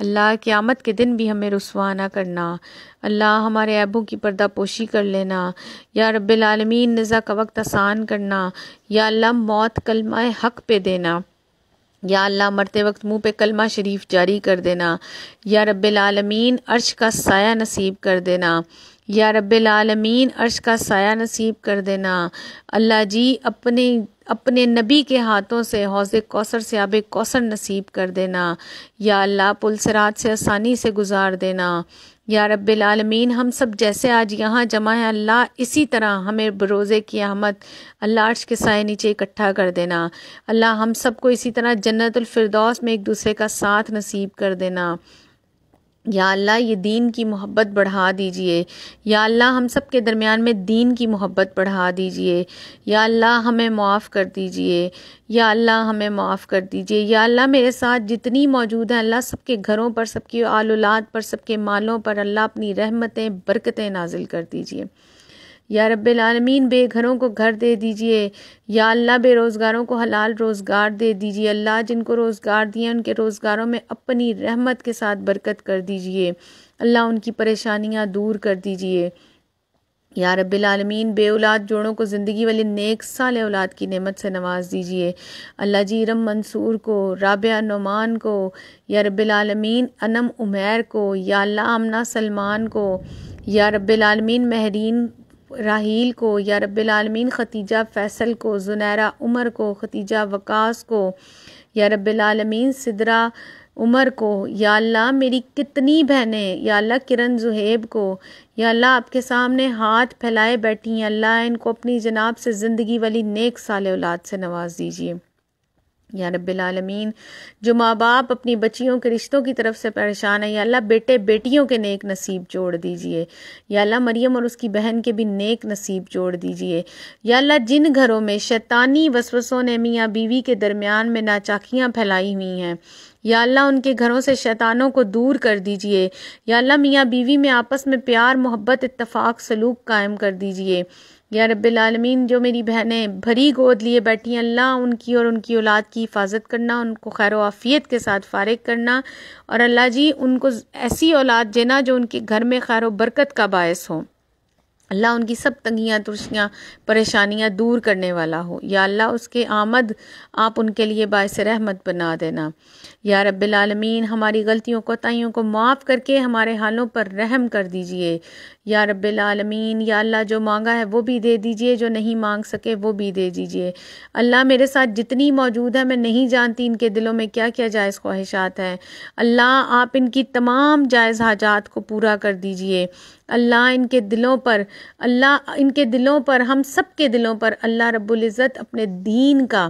نور جما دیجئے، اللہ ہمیں صحیح طریقے کے ساتھ نماز پڑھنے والیاں بنا دیجئے، اللہ ہمیں صحیح اسلامی پردے کی توفیق دے دیجئے، اللہ ہمارے دلوں سے حسد بغض کینے کو دور کر دیجئے، اللہ جھوٹ چوری چغلی سے بچا لیجئے، یا رب العالمین ہمیں خاوندوں کی فرما برداری کرنے والیاں بنا دیجئے، اللہ ہمیں اپنے پسندیدہ بندیوں میں سے بنا لیجئے، اللہ ہم سب کی اولاد کو اللہ ہدایت دے دیجئے، اللہ ہماری اولاد کو ہدایت دے دیجئے، اللہ میرے محمد بن عقیل کو اپنے دین کے لیے چن لیجئے، یا رب العالمین اس سے اپنے دین کی خدمت کے لیے چن لیجئے۔ اللہ جی آپ کے لیے تو کچھ مشکل نہیں ہے، اللہ اس کو صحت تندرستی والی زندگی دینا یا رب العالمین۔ یا اللہ ہماری امارہ میم کو اور ان کے گھر والوں کو صحت تندرستی والی زندگی دینا۔ یا اللہ جو جو بیمار ہیں سب کو اپنی جناب سے شفائے کاملہ عاجلہ نصیب کرنا۔ یا رب العالمین میری امی کو اور ماں جی کو صحت تندرستی والی زندگی دینا۔ یا اللہ انکل الیاس کو، آنٹی نائلہ کو صحت تندرستی والی زندگی دینا۔ یا رب العالمین جو جو بیمار ہیں، جن کا مجھے پتہ بھی ہے، جن کا نہیں بھی پتہ، اللہ ان سب کو اپنی جناب سے صحت تندرستی والی زندگی دینا، ان کو اپنے حفظ و امان میں رکھنا۔ یا رب العالمین کسی کا محتاج نہ کرنا، اللہ ہمیشہ دینے والا ہاتھ رکھنا، کسی کا محتاج نہ کرنا۔ اللہ جی ہمیشہ دینے والا ہاتھ رکھنا، کسی کا محتاج نہ کرنا۔ یا اللہ صرف اپنے در کی محتاجگی دینا، یا اللہ صرف اپنے در کی محتاجگی دینا۔ یا اللہ مسجدوں کی رونقیں بحال کر دیجئے، یا اللہ اپنے گھر کا دیدار نصیب کر دیجئے۔ یا اللہ حرم کعبہ کے اوپر لگی پابندیاں دور کر دیجئے، یا اللہ اس وبا کو ہم سے دور کر دیجئے۔ یا اللہ حرم کی پابندیاں کھول دیجئے۔ یا اللہ ہماری غلطیوں کی ہمیں اتنی بڑا سزا نہ دیجئے، یا رب العالمین ہمیں معاف کر دیجئے۔ یا اللہ جو جو دنیا میں جہاں کہیں بھی مسلمان وفات پا چکے، اللہ ان کی قبروں پر کروڑوں رحمتیں نازل کر دیجئے۔ یا اللہ میرے ابو اور ابو جی کی قبروں پر بھی کروڑوں رحمتیں نازل کر دیجئے۔ یا اللہ میرے دادا ابو دادی ماں، نانا ابو نانی ماں، یا رب العالمین میری دونوں پھوپھیاں، یا اللہ ان کی قبروں پر کروڑوں رحمتیں نازل کر دیجئے۔ اللہ جو جو بھی دنیا سے چلے گئے، اللہ ان کی قبروں کو منور کر دیجئے۔ یا اللہ ہمیں ہمارے ماں باپ کے لیے صدقہ جاریہ بنا دیجئے۔ یا اللہ ہمارے بچوں کو ہمارے لیے صدقہ جاریہ بنا دیجئے۔ یا میرے مالک ہمیں مانگنا نہیں آتا، لیکن اللہ آپ میں دینے کا وصف ہے۔ یا اللہ ہمیں اپنی جناب سے نواز دیجئے۔ اللہ جی آپ کے لیے تو کچھ مشکل نہیں ہے، آپ نے کن کہنا ہے اور ہو جانا ہے۔ یا رب العالمین ہماری ایف این ایف کی پوری ٹیم کو اپنی حفظ و امان میں رکھنا، ان کے گھروں کی پریشانیوں کو دور کرنا۔ یا اللہ ساجی جی کو، سائمہ جی کو صحت تندرستی دینا، وہ دونوں بیمار ہیں۔ یا اللہ دعا کو صحت تندرستی دینا۔ یا اللہ موبی کے بچوں کو حافظ قرآن بنانا۔ یا اللہ عائشہ جی، فئی، رابی، سارہ، ثنا، سب کے سمی سب کے گھروں پر اپنی رحمت برکتیں نازل کرنا۔ یا اللہ سب کو اپنی جناب سے وہ نوازنا جو وہ چاہتی ہیں۔ یا رب العالمین ہم سب کو معاف کر دینا۔ یا اللہ میرے بھائیوں عثمان، لقمان، عمران کے کاروباروں میں، ان کے کاموں میں، ان کی حلال کمائیوں میں برکت عطا کرنا۔ یا اللہ ان کے حالات کو بہتر کر دینا۔ یا اللہ ان کو معاف کر دینا۔ یا اللہ ان کو معاف کر دینا، ان کے گھروں میں پیار، محبت، سلوک داخل کرنا۔ یا اللہ میری بہنیں اگر پریشان ہیں تو اللہ ان کے گھروں پر بھی اپنی رحمتیں برکتیں نازل کرنا۔ یا رب العالمین یا اللہ ہم سب کو معاف کر دینا، اللہ ہم سب کو معاف کر دینا۔ یا اللہ ہمارے جو بڑے ہم سے بغیر کسی چیز کے، بغیر کسی بدلے کے یا اللہ ہماری مدد کرتے ہیں، ہم سے محبت کرتے ہیں۔ یا اللہ صرف مال کی مدد نہیں ہوتی، یا اللہ یہ آپ بھی جانتے ہیں کہ وہ کس کس طریقے سے مدد کرتے ہیں۔ یا اللہ وہ ہمارا ساتھ دیتے ہیں۔ اللہ ہمارے ان بڑوں کو سلامت رکھنا، اللہ صحت تندرستی والی زندگی دے کر ہمارا سایہ، ان کا سایہ ہمارے سروں پر سلامت رکھنا۔ یا رب العالمین ان کا سایہ ہمیشہ صحت تندرستی کے ساتھ ہم پر سلامت رکھنا۔ یا اللہ وہ اپنے مفید مشوروں سے ہمیں نوازتے ہیں، اللہ آپ اپنے ان کے ہر کام میں اللہ ان کے دل میں اپنی طرف کا مشورہ ڈالنا۔ اللہ آپ ان کی اپنی جناب سے غائبانہ مدد ہمیشہ کرتے رہنا۔ اللہ جی ہمارے دل سے ان کے لیے دعا نکلتی ہے، اللہ آپ جانتے ہیں، اللہ جی آپ جانتے ہیں، اللہ میں ان میں سے کسی کا بھی نام نہیں لیتی، لیکن اللہ آپ جانتے ہیں میرا دل کس کس کے لیے اس ٹائم دعا کر رہا ہے۔ اللہ آپ ان سب کو ہمیشہ اپنے حفظ و امان میں رکھنا۔ یا اللہ میرے ساتھ میری ماں، بہنیں، یا اللہ میری جو وہ بھی بیٹھی ہیں جو مجھے نہیں جانتی، میں ان کو نہیں جانتی، اللہ ان سب کے گھروں پر اپنی رحمتیں برکتیں ڈالنا۔ میں نہیں جانتی کہ ان کے دلوں میں کیا ہے، اللہ ان سب کے دلوں کی جائز حاجات کو پورا کر دینا۔ یا اللہ ہماری غلطیوں کوتاہیوں پہ ہمیں پکڑ نہ کرنا، ہمیں معاف کر دینا۔ یا اللہ جو مانگا ہے وہ بھی دے دینا، جو مانگنے سے رہ گیا وہ بھی دے دینا۔ یا اللہ آنٹی سکینہ کو صحت تندرستی والی زندگی دینا۔ یا اللہ مجھے وہ یاد آتی ہیں، وہ دورہ قرآن میں سب سے پہلے آ کے بیٹھنے والی عورت ہوتی تھی۔ یا اللہ وہ بیمار ہیں، اللہ ان کو اپنے حفظ و امان میں رکھنا، ان کو صحت تندرستی والی زندگی دینا، اللہ جی ان کو کسی کی بھی محتاجگی سے بچانا۔ سبحان ربک رب العزت عما یصفون وسلام علی المرسلین والحمد للہ رب العالمین۔ ربنا تقبل منا انک انت السمیع العلیم وتب علینا انک انت التواب الرحیم، وصلی اللہ تعالی علی خیر خلقہ محمد وآلہ وصحبہ اجمعین برحمتک یا ارحم الراحمین، آمین ثم آمین۔ السلام علیکم ورحمۃ اللہ وبرکاتہ۔